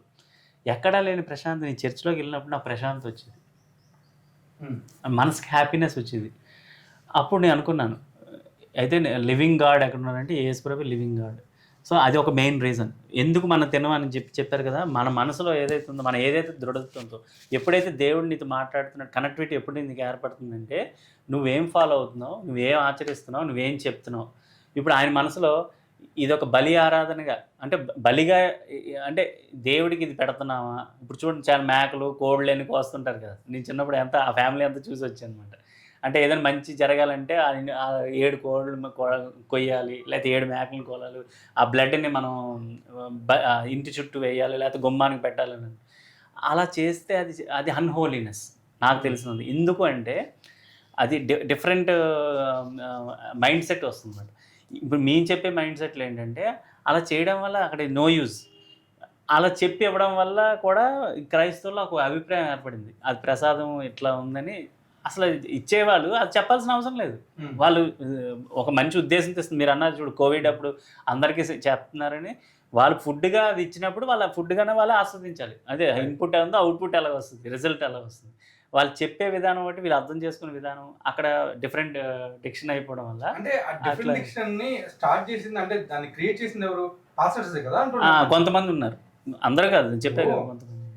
లేదమ్మా ఇప్పుడు నీ పిల్లలు ఉన్నారు, నీ పిల్లలకి ఆహారం కావాలి, సో పెట్టడం తప్పలేదని నువ్వు ఎందుకు మాట్లాడవు? అవును, ఒకటి ఆహారం గురించి కాదు, ప్రసాదం గురించి అనుకుంటాను మీరు అడిగిన క్వశ్చన్. ఆ ప్రసాదం అయినా ఇప్పుడు టెంపుల్లో చేసుకుని వస్తున్నా అంటే ప్రసాదం నేను తీసుకున్నా అని మాట్లాడారు కదా, దాని మీద మాట్లాడారు. అయితే యాక్చువల్గా దేవుడు ఏం చెప్పారు అని అంటే విగ్రహాలకు అర్పించింది మీరు తినకూడదు అని చెప్తారు. విగ్రహాలు అంటే ఏంటి? రాతితో చేయబడిన బొమ్మలు, వాటిలో జీవం లేదు, రైట్? సో మట్టితో చేసినవి, వాటిలో జీవం లేదు. అయినా కూడా దేవుడు ఏం చెప్పారు అని అంటే అట్లాంటి వాటికి మీరు పెట్టిన ఆహారాన్ని తినొద్దు అని దేవుడు ఖండితంగా చెప్పారు. అది ధర్మశాస్త్రంలో చెప్పారు, ఇక్కడ కూడా చెప్పారు. నా క్వశ్చన్ ఉంటుంది, ఇప్పుడు యేసు ప్రభు గొప్ప, యెహోవా గొప్ప? యేసు ప్రభు యెహోవా ఇద్దరిని వేరువేరుగా చేసి మనము చేయలేము. ఎందుకు అని అంటే ఒక్కరా ఇద్దరు అనేది కాదు, ఇది మళ్ళీ ట్రినిటీ అనేటువంటి కాన్సెప్ట్, అంటే ఫిలాసాఫికల్ కాన్సెప్ట్ కింద వస్తుంది. ఇప్పుడు యేసు ప్రభు కింద ఉన్నప్పుడు, అంటే భూమి మీద ఉన్నప్పుడు ఆయన పరలోకపు తండ్రిని ప్రేర్ చేయడం జరిగింది. మరి ఎవరు చేశారు? ఆయన ఒక్క నిమిషం, ఆయనే చేసుకున్నారా? కాదు, ఒక్క నిమిషం. ఇక్కడ ఏంటి అని అంటే యోహాను సువార్త 3:16లో ఒక వాక్యం ఉంది. ఏంటి అంటే దేవుడు లోకమును ఎంతో ప్రేమించాను. కాగా ఆయన తన అద్వితీయ కుమారునిగా పుట్టినవాని యందు విశ్వాసం ఉంచేవాడు నశింపక నిత్య జీవమును పొందుకొన్నాను. అయితే అద్వితీయ కుమారుడు ఎవరు అని అంటే యేసుక్రీస్తు ప్రభువారు.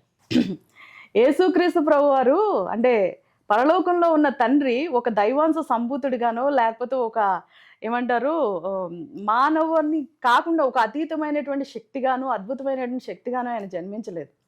ఆయన మానవునిగా సశరీరుడిగా ఈ లోకానికి వచ్చారు. మానవునిగా ఆయన ఈ లోకానికి వచ్చినప్పుడు మానవ జీవితాన్ని ఆయన జీవించారు.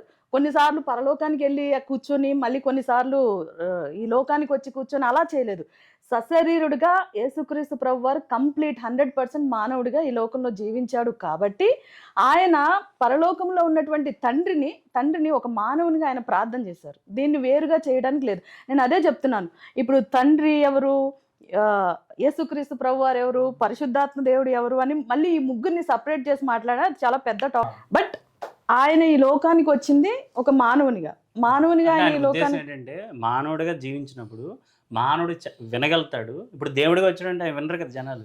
అంటే ఆయన దగ్గర ఇప్పుడు ఇందాక మీరు అన్నట్టు సెలబ్రిటీ పాస్టర్స్ ఈ మిరాకిల్స్ జరుగుతాయి, ఇది జరుగుతాయి, ఏదో అద్భుతాలు జరుగుతాయి, అలాగంటే ఎవరు వినరు. ఆయన ఏదో అద్భుతాలు చేసేవాడు, మ్యాజిక్ చేసి. నేను అడగాల్సిన మెయిన్ థింగ్ ఇక్కడ ఏదైనా కానీ ప్రతి ఒక్కళ్ళు కూడా వాళ్ళ స్వలాభం కోసం దేవుణ్ణి అడ్డం పెట్టుకుని బైబుల్ని అడ్డం పెట్టుకుని వాళ్ళ పబ్బాలు గడుపుకుంటున్నారు. ఎవరైతే కాంగ్రిగేషన్ వచ్చే జనాలు ఎవరైతే ఉన్నారో వాళ్ళందరికీ తప్పుడు బదులు చేస్తున్నారు.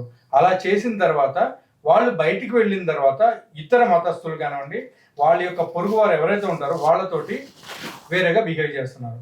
దాని వల్ల వచ్చినటువంటి ప్రాబ్లమ్స్ ఇవన్నీ అంటారు. దానికి మిస్అండర్స్టాండింగ్స్, రూమర్స్, ఎలిగేషన్స్. మీరు చెప్పింది 100% కరెక్ట్. దాంతో నేను ఏకీభవిస్తున్నాను. ఎందుకంటే క్రైస్తవ్యంగా అర్థం చేసుకోలేని క్రైస్తవులు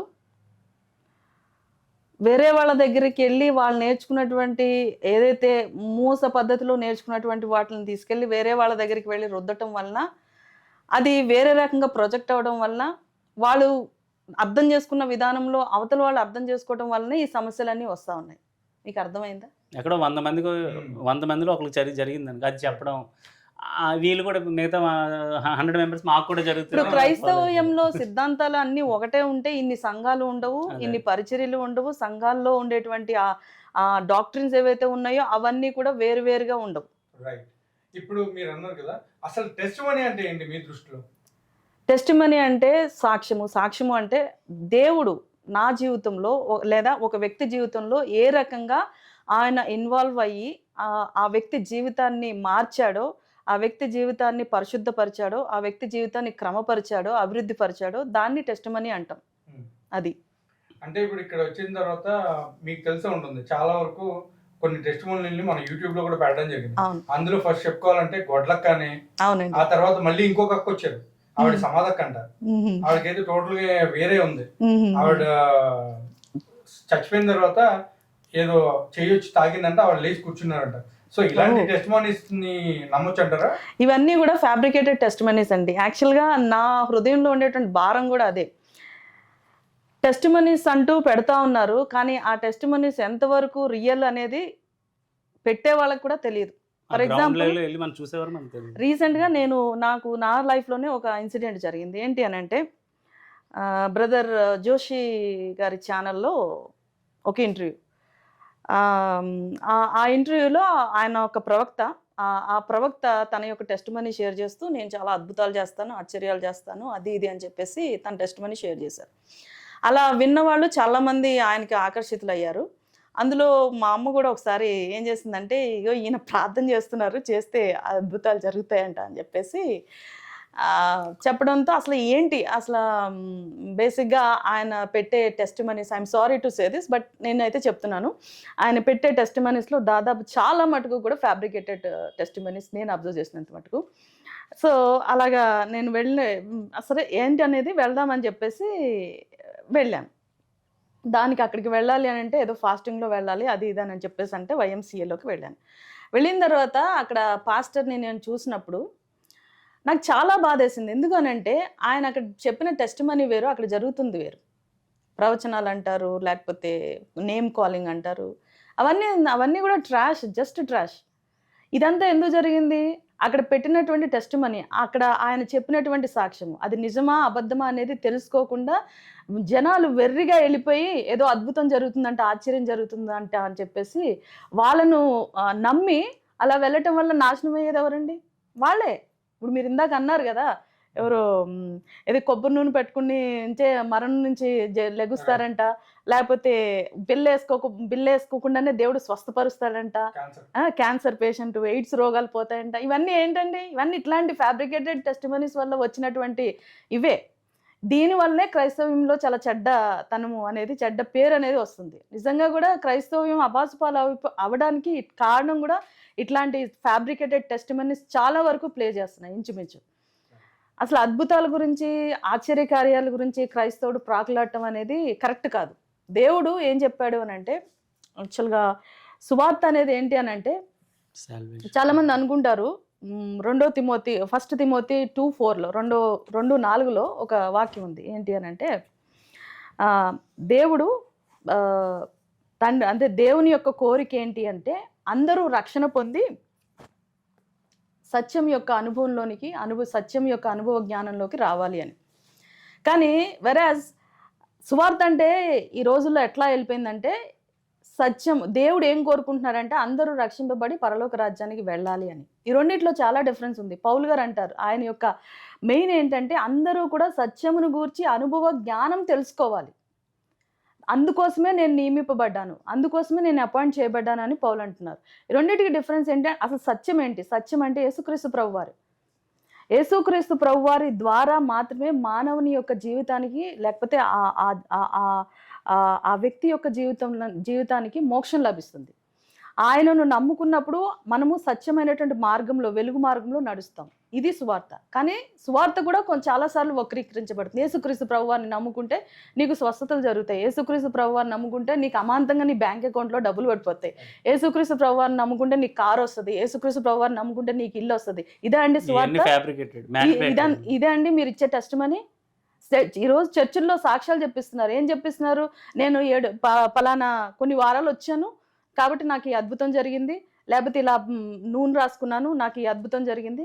ఇట్లాంటి టెస్టిమనీస్ చెప్పిస్తున్నారు. కానీ యేసుక్రీస్తు ప్రభువారు నమ్ముకోవడం వల్ల నా జీవితం మారింది, నా క్యారెక్టర్ మారింది, నా స్వభావం మారింది. ఇప్పుడు మీరు అన్నారు చూసారా, మల్లికార్జున బ్రదర్ గారి యొక్క టెస్టిమనీ అదే.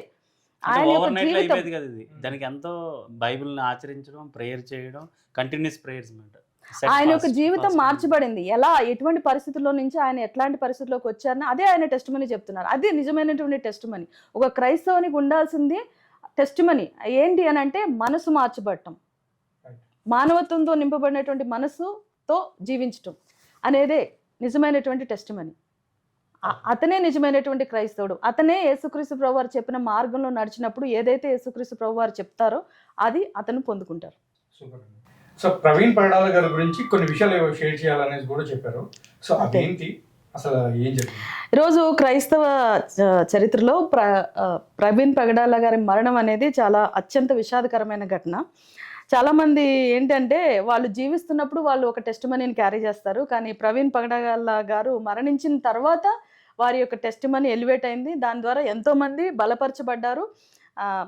క్రైస్తవేతరులు కూడా క్రీస్తుని తెలుసుకోవడానికి ఆయన యొక్క మరణం దోహదపడింది. ఇది ఒకందుకు సంతోషించాల్సిన విషయమే. కానీ అత్యంత విషాదకరమైన విషయం ఏంటి అని అంటే, ఆయన మరణాన్ని ఆధారం చేసుకొని క్రైస్తవ సమాజంలోనే, క్రైస్తవ సంఘంలో ఉండేటువంటి వ్యక్తులే అడ్వాంటేజ్గా తీసుకొని చాలా రకాలుగా మరి భిన్నమైనటువంటి వాదనలు పైకి తీసుకొని వస్తూ ఉన్నారు. అది ఎంత మాత్రం కూడా కరెక్ట్ కాదు. ఆయన యొక్క మరణము మిస్టరీనే, ఆయన యొక్క మరణము ముమ్మాటికి మిస్టరీయే.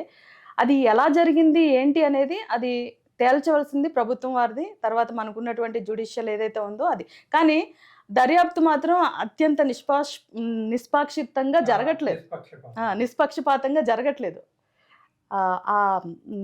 ట్రాన్స్పరెంట్గా జరగట్లేదు. అది ట్రాన్స్పరెంట్గా జరిగినప్పుడు ఆయన యొక్క మరణము అకౌంటబిలిటీ అంటే ఇప్పుడు మీకు ట్రాన్స్పరెంట్ అంటే ఇప్పుడు 400 నుంచి 600 కెమెరాలు చూడడం అనేది ఆ ట్రాన్స్పరెంట్ కదా.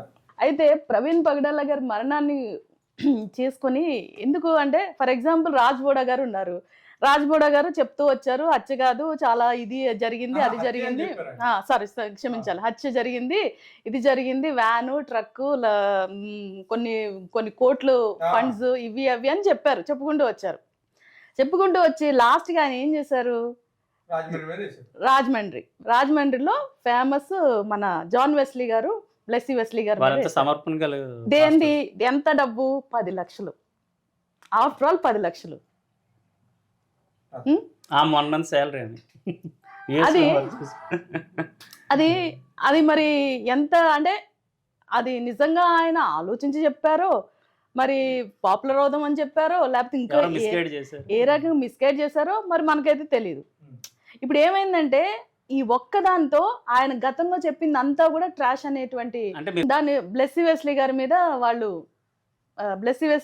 జాన్ పాల్ గారి మీద వాళ్ళు ఆయన తీసుకొచ్చారు. ప్రవీణ్ పగడాల గారి మరణాన్ని అంటే గుర్చి క్రైస్తవ లోకంలో ఈ మధ్య ఎక్కువ బర్నింగ్ టాపిక్ ఉంది. అయితే ఆయన మరణాన్ని బేస్ చేసుకొని క్రైస్తవ లోకం అంతా కూడా చాలా ఏమంటారు డిస్ప్యూట్స్. ప్రవీణ్ పగడాల గారి మరణాన్ని బేస్ చేసుకుని క్రైస్తవ లోకం, క్రైస్తవ సమాజం ఏం చేస్తుంది అని అంటే అడ్వాంటేజ్ ఆర్ బెనిఫిట్ తీసుకోవడానికి ట్రై చేస్తుంది. రైట్, కొంతమంది రాజకీయంగా ఎదగటానికి, కొంతమంది ఎలివేట్ అవడానికి, కొంతమంది ఏమో యూనో మానిటరీగా బెనిఫిట్ పొందడానికి. కానీ యాక్చువల్గా ప్రవీణ్ పగడాల గారి మరణం అనేది నిజంగా ఇప్పటికీ కూడా మిస్టరీయే. అది ఏంటి అనేది ఎవరికీ తెలియదు. కానీ వాట్ ఎవర్, ఆయన మరణాన్ని పక్కన పెడితే ఆయన మరణించక ముందు ఎవరికి చాలామందికి తెలియదు, కానీ మరణించిన తర్వాత ఆయన టెస్ట్ మనీ కానీ, ఆయన చేసినటువంటి ప్రసంగాలు కానీ, మరి ఆయన క్రైస్తవ సమాజానికి ఇచ్చిన మెసేజెస్ కానీ దే ఆర్ ఎక్సలెంట్. యాక్చువల్గా చాలామంది తెలియని వాళ్ళు కూడా ఇలా ఇట్లా చెప్పారంట అని చెప్పేసి చాలామంది కూడా అనడం జరిగింది నాతో. అండ్ ఆయన ఒక మాట అన్నారు, ఒక మనిషిని హిందూగా చూడొద్దు, ఒక మనిషిని ముస్లింగా చూడొద్దు, ఒక మనిషిని క్రిస్టియన్గా చూడొద్దు, మనిషిని మనిషిగానే చూడు. నిజంగా అది ఎంత అద్భుతమైనటువంటి కొటేషన్ అండి. సో ఆయన వాట్ ఎవర్ ఆయన ఏదైతే చేశారో, ఆయన లెగసీ ఏదైతే ఉందో ఆయన మరణం తర్వాత కూడా కంటిన్యూ అవ్వాలి. అంతేగాని మతం రంగు పూసి హిందువులు చంపారు, ముస్లిమ్స్ చంపారు, వాళ్ళు లేదా ఇంకోటి అని చేయడం అనేది అది కరెక్ట్ కాదు. సో ఇక్కడ ఏంటంటే హ్యుమానిటీ అనేది ఇక్కడ ఒక విషయం నేను కూడా మిమ్మల్ని అడగాల్సింది ఏంటంటే, ఇప్పుడు హిందువులు చంపారు లేకపోతే ముస్లిం చంపారు అనేది ఇక్కడ మెయిన్ టాపిక్ అవుతున్నా కానీ చాలా వరకు కూడా ఆయన చనిపోవడానికి మెయిన్ రీజన్ ఆయన పాస్ట్లో చేసినటువంటి కొన్ని ఎట్లా అంటే ముస్లిం గురించి కానివ్వండి, అంటే ముస్లిమ్స్ ఖురాన్ గురించి లేకపోతే వాళ్ళ ఉమెన్స్ గురించి వాళ్ళ గురించి అయినా మాట్లాడిన విధానం, అండ్ హిందూ దేవతల గురించి మాట్లాడిన విధానాల గురించి, సో దానివల్లే ఎఫెక్ట్ అయింది అని కూడా వీళ్ళు క్రియేట్ చేయడం జరుగుతుంది. Maybe one of the reason create చేయడం జరుగుతుంది. అది ఎంతవరకు కరెక్ట్? అది వాళ్ళ విచక్షణకి మనం వదిలేయాల్సి ఉంటుంది. యాక్చువల్గా అసలు ఆయన మరణానికి కరెక్ట్ కారణం ఏంటి అనేది తెలిస్తేనే దీని గురించి మనం మాట్లాడడానికి. అంతే, క్రైస్తవులు అని నేను చెప్పను, మొత్తం చాలా మంది మతోన్మాదులే క్రియేట్ చేస్తున్నారు అనేది నా పర్సనల్ అభిప్రాయం. సో ఆయన బోధించిన బోధలో నాకు వరకు తెలిసినంత వరకు అయితే తన ఏదైతే మత విశ్వాసం ఏదైతే ఉందో దాన్ని ప్రొక్లెయిమ్ చేస్తూ, దాన్ని సపోర్ట్ చేస్తూ మాట్లాడారు తప్ప బహిరంగంగా ఆయన విమర్శించడము, లేకపోతే బహిరంగంగా ఆయన దేవీ దేవతలను దూషించటము అట్లాంటివి చేయలేదు. బేసిక్గా ఆయనకు ఉన్నటువంటి కొన్ని చెప్పాను నేను మాట్లాడాలి కాబట్టి, నేను ఒకవేళ చెప్పకపోతే రాంగ్ వేలో వెళ్తుంది కాబట్టి నేను ఒకటి చెప్తాను. ఆయన మాట్లాడిన విధానాలు చాలా ఉన్నాయి. ఆయన ఏంటంటే హిందూ దేవీ దేవతల్ని మాట్లాడడం జరిగింది. శ్రీరాముని కానివ్వండి, సీత గారి గురించి కానివ్వండి, ఇవన్నీ కూడా జరగలేదని కాదు. కాకపోతే ఇక్కడ ఇంకా ముస్లిమ్స్ గురించి అయితే ఇంకా దారుణంగా కూడా ఉన్నాయి. ఇప్పుడు ఈయన చనిపోయిన దాన్ని వాళ్ళ వైపు రుద్దడం అనేది కరెక్ట్ కాదని నా ఉద్దేశం. వాళ్ళ వైపు అనే కాదు కానీ ఎవరి వైపు కూడా రుద్దడం అనేది కూడా కరెక్ట్ కాదు, అది సహితం కాదు. కాకపోతే ఆయన మరణం అనేది మిస్టరీ, అది చాలా దురదృష్టకరమైనటువంటి ఘటన, దేవుడు అనుమతించాడు, వాట్ ఎవర్ ఇట్ ఈస్. కానీ దాన్ని బేస్ చేసుకొని ఉద్యమాలు చేస్తాం, అలా చేస్తాం, ఇలా చేస్తాం అనేది కూడా రాంగ్. కాకపోతే ఆయన ఏదైతే మత విశ్వాసాన్ని ఆయన ఏదైతే ప్రకటించారో దాన్ని మనం ముందుకు తీసుకెళ్ళాలి, అంతవరకే. దేవుడు ఎప్పుడూ కూడా మీరు యుద్ధాలు చేయండి లేకపోతే అవతల వాళ్ళని దూషించండి అలా అని యేసుప్రభు వారు ఎప్పుడూ చెప్పలేదు. యేసుప్రభు వారు ఎందుకు వచ్చారు?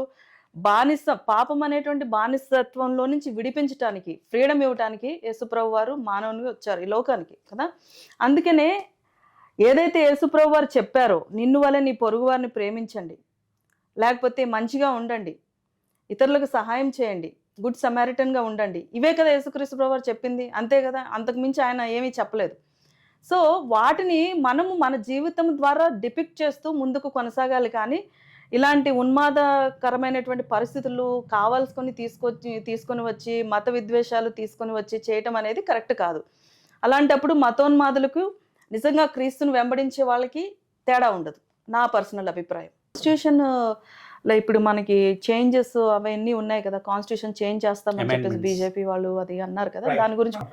ఇకపోతే అంటే కాన్స్టిట్యూషన్ గురించి చెప్పాలి అని అంటే, కాన్స్టిట్యూషన్ అనేది రాజ్యాంగము మన స్వాతంత్రం వచ్చినప్పుడే రాశారు, అది అంబేద్కర్ రాశారు, అది అంతా తెలుసు మనందరికీ.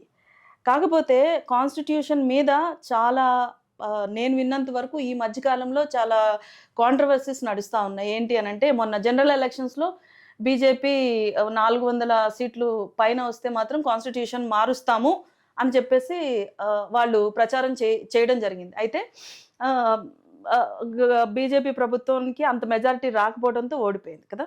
అయితే ఈ అసలు కాన్స్టిట్యూషన్ని ఎందుకు మార్చాలి, కాన్స్టిట్యూషన్ మార్చాల్సిన అవసరం ఏంటి అని మనము ఆలోచించినట్లయితే, కాన్స్టిట్యూషన్ రాసింది అంబేద్కరే, కానీ తర్వాత ఏమైంది అని అంటే, ఐ థింక్ మన తెలుగు అతని కంచె ఐలయ్య అని ఆయన చెప్పుకుంటూ వచ్చారు, constitution is a sacred cow for lower caste and minorities అని చెప్పుకొచ్చారు కదా. అంటే ఐ థింక్ మీకు తెలుసు అనుకుంటాను, constitution is a sacred cow for lower caste and minorities. So దీన్ని బేస్ చేసుకొని ఈ యొక్క కాన్స్టిట్యూషన్లో ఉండేటువంటి ప్రతి రైటు కూడా లోవర్ క్యాస్ట్, దళిత్స్, మైనారిటీస్ వాళ్ళకే ఫేవర్గా ఉన్నాయి, కాబట్టి కాన్స్టిట్యూషన్ మార్చాలి అని ఒక ఉద్యమం అనేది మొదలైంది. కానీ వాస్తవము ఏంటనంటే, చాలా మటుకు ఇది అంటే మైథాలజీ, అంటే మతంతో ముడిపడి ఉన్నటువంటి డిస్కషన్ లాగా ఇది నాకైతే అనిపిస్తూ ఉంది. చాలా మటుకు మైథాలజీ అంటే మామూలుగా మైథాలజీ కాస్త మిథాలజీ లాగా అయిపోయింది, అంటే అపోహలు.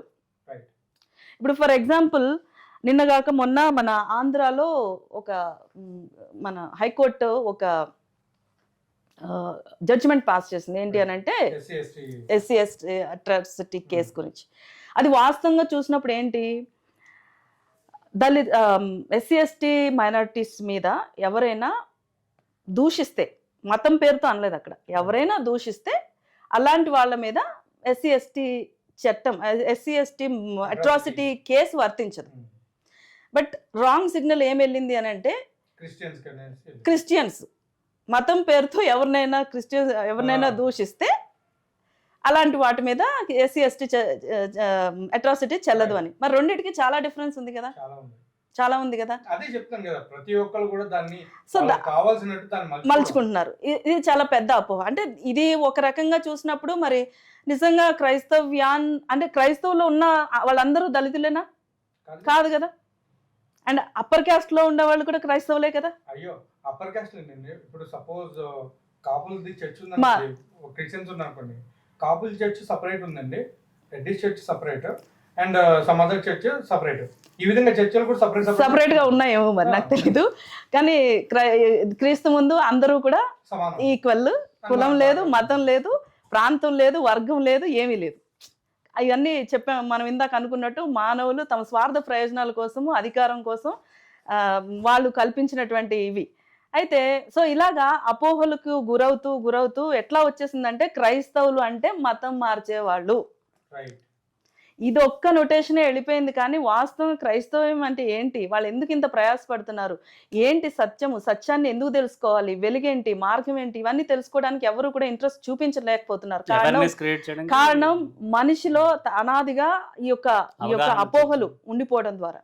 ఇప్పుడు కాన్స్టిట్యూషన్ వచ్చేసరికి బీజేపీ ఒకటే చేంజ్ చేస్తుంది అని అంటున్నారు, కానీ అంటే జనరల్ ఎలక్షన్స్లో చేంజ్ చేయడానికి ప్రయత్నించింది అని అంటున్నారు. కానీ బీజేపీ ఒకటేనా? అంతకుముందు చరిత్రలో చూసినప్పుడు 1975 ఇందిరాగాంధీ ఎమర్జెన్సీ తీసుకొచ్చింది. దానికి కారణం ఏంటి తెలుసా? ఏంటి యాక్చువల్గా జనరల్ ఎలక్షన్స్లో రాయ్బరేలీ ఆ కాన్స్టిట్యుయెన్సీ నుంచి పోటీ చేసేటప్పుడు ఇందిరాగాంధీ కొంచెం తన యొక్క అధికారాన్ని ఉపయోగించి, డబ్బును ఉపయోగించి కరప్షన్ చేసి ఎలక్షన్స్లో గెలిచినట్టుగా చెప్పారు. అది అది బై డిఫాల్ట్ బై సమ్హౌ అది బయటకు వచ్చింది. బయటకు వచ్చినప్పుడు అప్పుడు జయప్రకాష్ నారాయణ అనుకుంటా, జయప్రకాష్ జనతా నారాయణ గారు ఆయన దాన్ని గట్టిగా ప్రతిఘటించారు. గట్టిగా ప్రతిఘటించి Indira Gandhi prime minister has to resign అని చెప్పి నినాదం ఇచ్చారు. అప్పుడు ఇందిరాగాంధీ గారు ఏం చేశారు? ఇందిరాగాంధీ గారు నో కాన్స్టిట్యూషన్ మనం రాసాం, మనం ఎందుకు చేంజ్ చేసుకోలేం అనేటువంటి కొత్త. ఎందుకంటే అంతకుముందు చరిత్రలో ఏం జరిగిందంటే ఫ్రెంచ్ రెవల్యూషన్, ఫ్రాన్స్ 16 సార్లు కాన్స్టిట్యూషన్ మార్చుకునింది. మన చుట్టుపక్కల ఉండేటువంటి కంట్రీస్ నేపాల్ కానీ శ్రీలంక కానీ, నేపాల్, శ్రీలంక, అక్కడ ప్రెసిడెంట్స్ మీరు చూస్తే ఇప్పుడు వాళ్ళే కంటిన్యూ అవుతున్నారు. యుఎస్ లో 2 times ప్రెసిడెంట్ అయ్యేవాడు, 3సారి అవ్వడు. అట్లాంటిది రష్యాలో కూడా అవ్వకూడదు, చైనాలో అవ్వకూడదు. ఇప్పుడు వాళ్ళు దేవాలంటే కంటిన్యూ ద లెగసీ. ఎందుకంటే వాళ్ళు చెప్పే చేతులు ఎన్ని ఈ బాడీస్ అన్ని కంట్రోల్ ఉండాలి. బంగ్లాదేశ్ ఇలాంటి దేశాలు మన చుట్టుపక్కల ఉండేటువంటి మన పక్కన ఉండేటువంటి దేశాలే దాదాపు సుమారు 3 సార్లు 4 సార్లు 5 సార్లు కాన్స్టిట్యూషన్ మార్చారు కదా. So Indira Gandhi wanted to take advantage of it. So ఆ టైంలో ఏం జరిగింది అనుకుంటాను.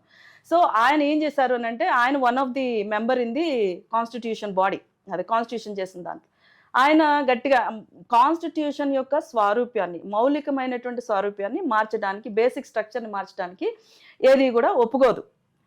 సో మీరు కాన్స్టిట్యూషన్ మారుస్తాను అని అంటే కుదరదని ఆయన కూడా గట్టిగా ఫైట్ చేశారు. అప్పుడు ఏం జరిగింది అంటే ఎమర్జెన్సీ వచ్చింది. ఎమర్జెన్సీ ద్వారా కాన్స్టిట్యూషన్ మార్చాలని ట్రై చేశారు, కానీ fortunately it did not happen. So నేను ఈ విషయాన్ని ఎందుకు చెప్తున్నాను అని అంటే, ప్రతి ప్రాంతీయ పార్టీ కానీ, ప్రతి ఇండియాలో ఉండేటువంటి ప్రతి పార్టీ కానీ, నేషనల్ పార్టీ, ప్రాంతీయ party, what ever it is, వాళ్ళు కొన్ని సిద్ధాంతాలను తీసుకొని వాళ్ళు పార్టీని తీసుకొస్తారు. ఫర్ ఎగ్జాంపుల్ బీజేపీ అంటే ఏముంది, మామూలుగా సమాజంలో మతతత్వ party, Congress secular party, సమదర్ socialistic party, అలా డిఫరెంట్ ట్యాగ్స్ ఇచ్చేస్తారు. కానీ వాస్తవంగా ఏ పార్టీ కూడా ఒక ట్యాగ్కి, ఒక బ్యాచ్కి మనం పెట్టలేము. It is only the politicians in that party or corrupted, and due to that సొసైటీకి ఆ చెడ్డ పేరు వచ్చింది. ఇప్పుడు భారతీయ జనతా బీజేపీలో ఉండేటువంటి అందరు ఎమ్మెల్యేలు హిందువులేనా? కాదు. జార్జ్ ఫెర్నాండెస్ ఉన్నారు, ఉండండి. అండ్ అందరూ ఎమ్మెల్యేస్, అందరూ ఎంపీస్ నిజంగా మతోన్మాద చర్యల్ని ఇది చేస్తున్నారా? కాదు. అలాగని కాంగ్రెస్లో ఉన్న వాళ్ళు అందరూ కూడా మతోన్మాదాన్ని అణచివేస్తున్నారా? లేదు. సో నేను అనేది ఏంటంటే, ఒక పార్టీకి ఒక ముద్ర వేసి హిందూ పార్టీ, ఇది క్రైస్తవ పార్టీ, ఇది మరొక పార్టీ, ఇది మరొక పార్టీ అని చేయటం అనేది చాలా తప్పు. ఇదంతా ఎందుకు? అపోహ. మెయిన్ అపోహలను ద్వారా మాత్రమే ఇవన్నీ జరుగుతూ ఉన్నాయి. It is only the corrupted politicians which are destroying the society.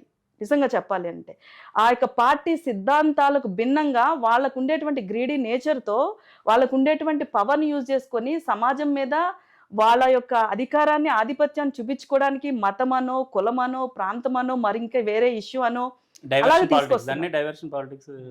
తీసుకొస్తున్నారు. కానీ వాస్తవంగా ఏ పార్టీ కూడా ఒక మతానికి కొమ్ము కాయటం కానీ, ఒక వర్గానికి కొమ్ము కాయటం కానీ చేయదు. కానీ పార్టీలో ఉండేటువంటి ఆ పొలిటీషియన్స్ వాళ్ళు కరప్టెడ్ అవడం ద్వారానే అవన్నీ జరుగుతూ ఉన్నాయి. సో ఈ విధంగా జరుగుతుంది కాబట్టి ఈరోజు క్రిస్టియానిటీ నుంచి చాలా మంది రాజకీయాల్లో ఉండాలి, సిగ్నేచర్ దానిలో ఉండాలి అని చెప్పేసి మాట్లాడుతున్నారు. Yes, and I wanted to tell you, like ఇప్పుడు క్రైస్తవులకి ఒక ఎట్లా అంటే, ఫర్ ఎగ్జాంపుల్ మొన్న అజయ్ బాబు గారి అరెస్ట్ అంటే ఆయన చేసిన తప్పు ఏంటండి? ఆయన మీద సమ్ పాస్టర్ ఎవరో అండ్ విగ్రహాలు అది కాదు. ఆయన మెయిన్ అరెస్ట్ అయింది ఏంటి అంటే, యేసు ప్రభు వారిని ఆయన కించపరిచారని సమ్ పాస్టర్ ఎవరో, ఆయన ఒక క్రైస్తవుడు అయ్యండి, ఆయన క్రైస్తవుడు అయ్యుండి ఆయన ప్రాక్టీస్ చేసే సిద్ధాంతాన్ని, ఆయన దైవాన్ని పగలగొడతానన్నాను, విచ్ ఇస్ బేస్లెస్ యాక్చువల్గా చెప్పాలి అని అంటే.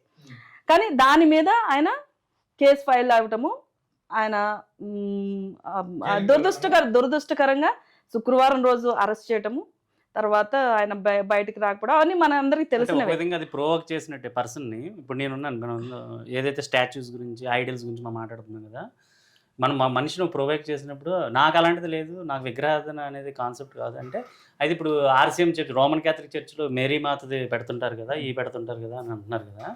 యాక్చువల్లీ మీరు ఇందాక చెప్పిన 66 బుక్స్కి 70+ బుక్స్కి ఏదో చెప్పాడు కదా, దాని మీద కూడా నేను రీసెర్చ్ చేశాను.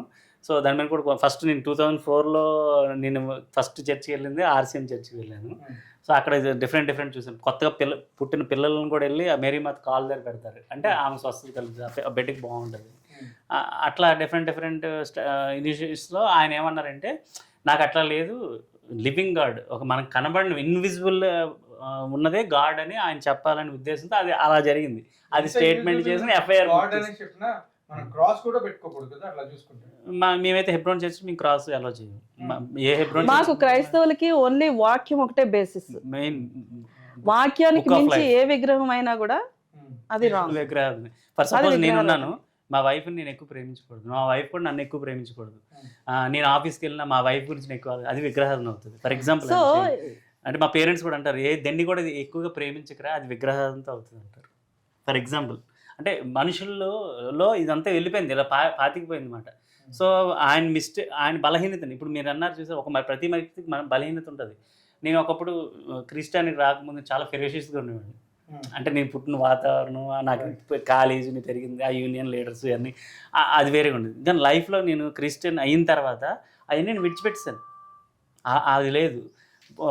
చాలామంది అంటుంటారు, నువ్వు ఎందుకు ఇంత పేషెన్స్ కలిగి ఉన్నానంటే, నేను ఐఎమ్ ఫాలోయింగ్ జీసస్. ఎక్కడ మాట్లాడాలో, ఎక్కడ తగ్గాలో, ఎలా మాట్లాడాలో, వైజ్గా ఉండాలో అనేది మనకు బైబిల్ బుక్ ఆఫ్ లైఫ్. ఆ బుక్ ఆఫ్ లైఫ్ ద్వారా మన లైఫ్ని లీడ్ చేసుకోవడం జరుగుతుంది. ఇప్పుడు ఇందులో కూడా అందుకే ఏం చెప్తున్నారు అంటే, కొంతమంది క్వశ్చన్ ఏమిస్తున్నారు అంటే, ఇప్పుడు హిందువుల వైపు నుంచి అయినా లేకపోతే వేరే ఎవరైనా కానీ ఒక క్వశ్చన్ వేస్తున్నారు, క్రిస్టియానిటీలోకి వచ్చేవాళ్ళు ఎవరైనా కానీ, మర్డరర్స్ కానివ్వండి, రేపిస్టులు కానివ్వండి, లేకపోతే అదర్ పాపంలో పడే వాళ్ళు పాస్టర్లు అవి. మొన్న మచిలీపట్నంలో జరిగినటువంటి ఒక రామాలయం ఇన్సిడెంట్ కూడా సేమ్. ఆయన ఒకప్పుడు ఒక ఖైదీ, అంటే ఆయన పాస్టర్ అయ్యి ఎప్పుడైతే ఆ గుడిని కొంచెం ఇది చేసి ఆ విగ్రహం ఇట్లా వెళ్తుంది ఊరి మధ్య నుంచి అంటే కత్తి పట్టుకుని అక్కడ నుంచున్నాడు. ఆ విగ్రహం ఎట్లా వస్తుంది నేను చూస్తానని చెప్పి. మరి ఏ విధంగా ఆయన దేవుని ఫాలో అవుతున్నారు మనకు అదే లోకల్ గా ఉన్న ఈ విధంగా చాలా ఉన్నాయి, ఇన్ఫ్లుయెన్స్ ఉంటుంది, లోకల్ ఇన్ఫ్లుయెన్స్. అయితే క్రైస్తవులు యాక్చువల్ గా చూస్తే ఈ రోజులో మన అజయ్ బాబు గారు అరెస్ట్ తర్వాత జరిగిన పరిణామాలు ఏంటి అని అంటే, అంతకుముందే అజయ్ బాబు గారు అంటే కొన్ని కేసెస్ పెట్టారు మతోన్మాదుల మీద. మరి వాళ్ళ విషయంలో ఎందుకు ప్రభుత్వం కాదు, పోలీసు వారు చర్య తీసుకోలేదు చెప్పండి? తీసుకోలేదు. ఎందుకు అని అంటే, ఇప్పటికీ కూడా సమాజంలో క్రైస్తవులు అంటే మైనారిటీ వర్గానికి చెందిన వాళ్ళు అనేటువంటి భావజాలంలో మొన్న వచ్చింది కదా ప్లాట్ఫామ్ లో చెప్పారు కదా, మేమంటే ఒక చులకన. మీరు ఇందాక అన్నారు ఎందుకు సైనింగ్ ఉండాలి అంటే, we are not part of some of the departments, secretariat అవని, అసెంబ్లీలో అవని, ఎక్కడైనా ఈ యొక్క ఒక అంబేద్కర్ గారు ఉన్న ఆ లెగసీ అప్పుడు బట్టి విక్రమార్క గారు డిప్యూటీ చీఫ్ మినిస్టర్. అదే సంథింగ్ క్రిస్టియన్ ఆయన ఉన్నారు. అదే నేను చెప్తాను, నేను అదే చెప్తున్నాను. ఒక్క నిమిషం అంటే లేని వాళ్ళు కావాలని అంటాం కాదండి. ఐఏఎస్ లని, ఐపీఎస్ లని, సైనింగ్ బాడీ అంటే ఐఏఎస్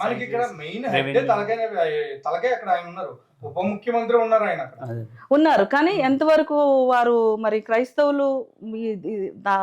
మీద జరుగుతున్న దాడులు కానీ, మరి డిఫరెంట్ అరెస్టులు కానీ ఏవైనా కూడా ఆయన దృష్టికి తీసుకెళ్లారో లేదో మరి మనకైతే తెలియదు.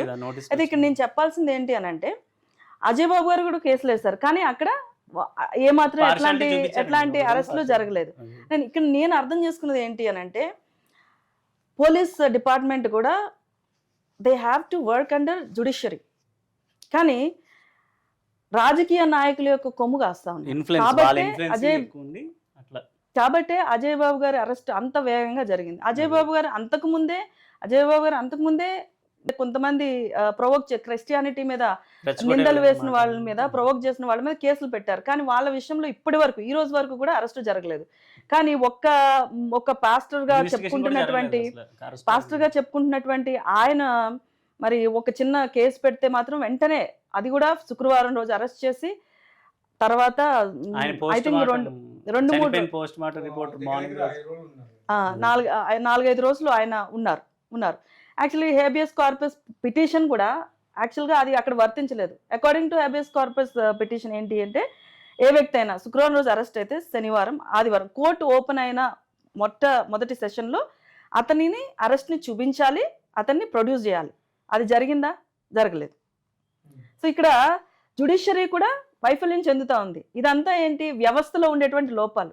వీటన్నిటినీ చేయాలి అని అంటే క్రైస్తవుల పక్షంగా ఒక రిప్రజెంటేటివ్, స్ట్రాంగ్గా ఫైట్ చేసే రిప్రజెంటేటివ్ కావాలి.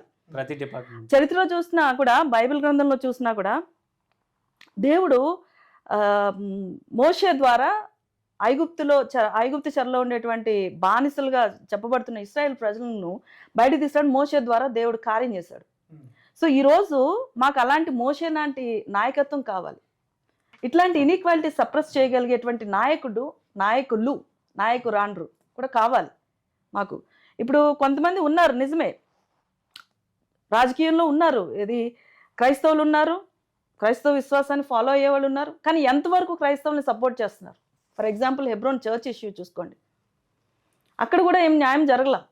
రాజకీయ నాయకులు ఇన్వాల్వ్ అయ్యారు కానీ అక్కడ కూడా న్యాయం జరగలేదు. ఈ రోజు కూడా కొట్లాట్లు జరుగుతూ ఉన్నాయి. సో ఇవన్నీ ఏంటంటే, క్రైస్తవులు అంటే వాళ్ళు మైనారిటీస్, వాళ్ళు చిన్నవాళ్ళు. వాళ్ళు మీరు చెప్పిన హెబ్రోన్ చర్చ్ ఏదైతే ఉందో అది ఇప్పుడు తీర్మాన్ మల్లన్న వాళ్ళ హ్యాండ్ ఓవర్ లోకి వెళ్ళి అది దగ్గర 500 CR లేకపోతే దగ్గర 6-7 ఫిగర్స్ డిఫరెంట్. ఈ ఫిగర్స్ చెప్పుకుని మీ అంటే మీకెంత మాకెంత రన్ అవుతుందని వాళ్ళ కంట్రోల్లోకి వెళ్ళిపోయింది. ఇప్పుడు ఇది కాంగ్రెస్ తీన్మార్ మల్లన్న కాంగ్రెస్ పార్టీ ఆయన కాబట్టి కాంగ్రెస్ పార్టీ చేయించిందని అంటారా? అనేవాళ్ళు కూడా ఉన్నారు చాలా మంది. ఒక్క నిమిషం, అనేవాళ్ళు కూడా ఉన్నారు. సో ఇప్పుడు ఏంటంటే, ఒక వ్యక్తి చేసినటువంటి దాన్ని ఒక పార్టీకి ముడిపెడుతున్నారు, ట్యాగ్ చేసేస్తున్నారు. ఆ పార్టీకి ముడిపెట్టడము, ఒక మతానికి ముడిపెట్టడము, అట్లా చేస్తున్నారు. నేను అనేది అదే కరెక్ట్ కాదు. లైక్ ఎట్లాంటి వాళ్ళు చేసే పనులు, ఆడవారిని హింసించే వాళ్ళు, అది ఇది అన్ని కూడా బయట. అవునండి, పాస్టర్స్ కూడా తప్పు ఉంది. ఫర్ ఎగ్జాంపుల్ నేను ఇందాక చెప్పాను కదా, వారణాసి పాస్టర్ ఇన్సిడెంట్. అది పాస్టర్స్, అదే అంటున్నాను, క్రైస్తవ లోకంలో ఉండేటువంటి వాళ్ళే అందరినీ నేను అంటలేదు, 4-5 వాళ్ళ ద్వారానే ఈ సమస్యలన్నీ వస్తున్నాయి. వాళ్ళ ద్వారానే క్రైస్తవ్యం భ్రష్టు పట్టుకుపోతుంది. వాళ్ళ ద్వారానే క్రైస్తవ్యం అంటే మతం మార్చేటువంటి మతం అనేటువంటి భావజాలం సమాజంలో నాటుకుపోతా ఉంది. ఇంకా చెప్పాలంటే ఇంకా భవిష్యత్తులో రాబోయే కాలంలో ఇంకా ఎక్కువ, రేపొద్దున క్రైస్తవులు యేసు ప్రభువుని గురించి ఒక మాట చెప్పడానికి కూడా భయపడే రోజులు వస్తాయేమో అని చెప్పేసి నేను అనుకుంటా ఉన్నాను. అంత దారుణంగా ఉంది. మీరు చెప్పేది ఏంటంటే, మొన్న జరిగిన ఇన్సిడెంట్, ఒకనొక బస్ స్టాండ్ లో ఆయన కరపత్రాలు ఇస్తుంటే ఆయన్ని అక్కడ మోకాళ్ళ మీద నుంచోబెట్టి ఆ కరపత్రం ఆయనతోనే చెప్పించి, ఆ తర్వాత ఆయనకి బొట్టు పెట్టి ఆయన నేను చేసిన తప్పు, జై శ్రీరామ్ అని చెప్పేసి బయటికి పంపించడం. తర్వాత ఇప్పుడు అలా చేశారు.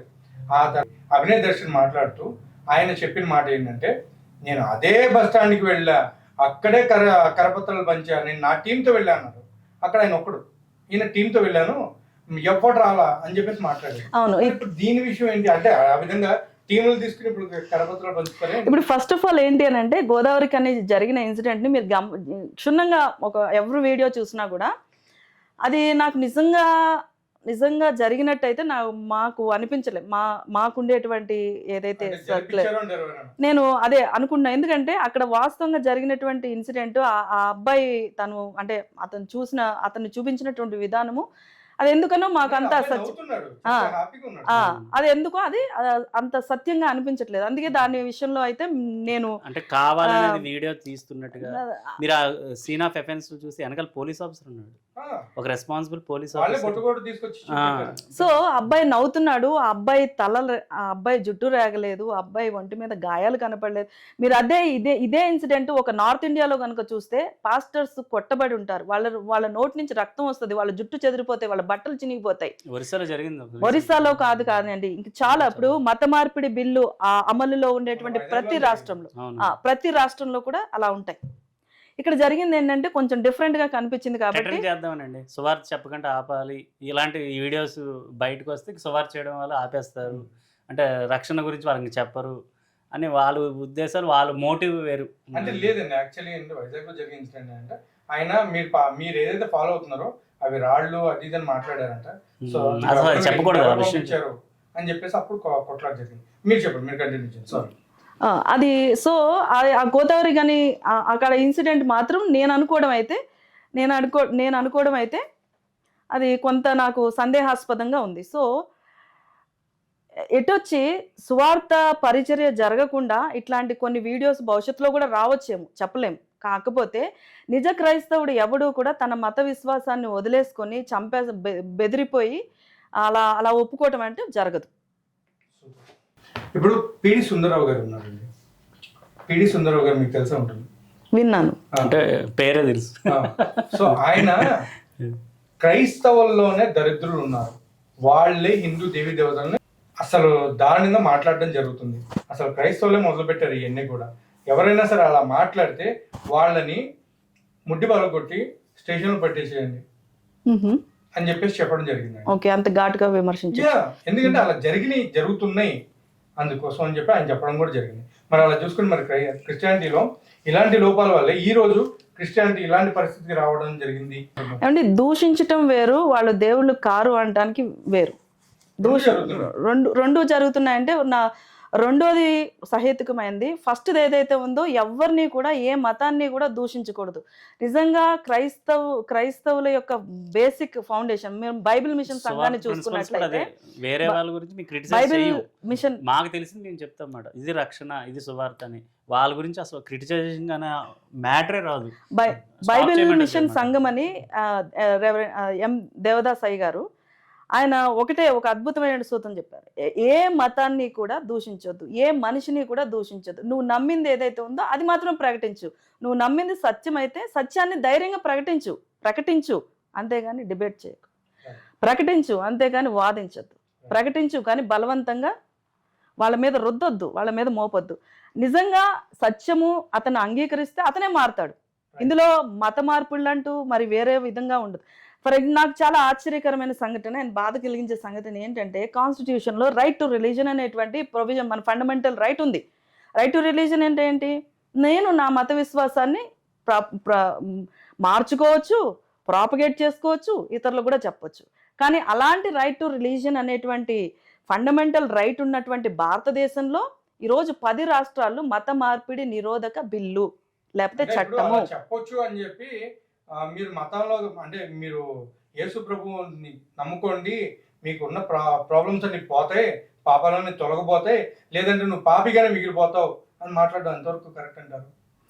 లేదంటే నువ్వు పాపిగా మిగిలిపోతావు అనేది ఆ వ్యక్తి యొక్క తన యొక్క క్యారెక్టర్ మీద, ఒకవేళ ఒక శాంత స్వభావం కలిగిన వ్యక్తి అనుకోండి అలా చెప్పడు. లేకపోతే కొంత ఫెరోషియస్ పర్సన్ అయితే ఒకవేళ అలా చెప్తారు. అందులో కూడా తప్పేం లేదు నన్ను అడిగితే. నిజంగా యేసుప్రభుని నమ్ముకుంటే మీకు రక్షణ వస్తుంది. యేసుప్రభు అంటే సత్యము, ఆయన జీవము, ఆయన వెలుగు, ఆయన మార్గము.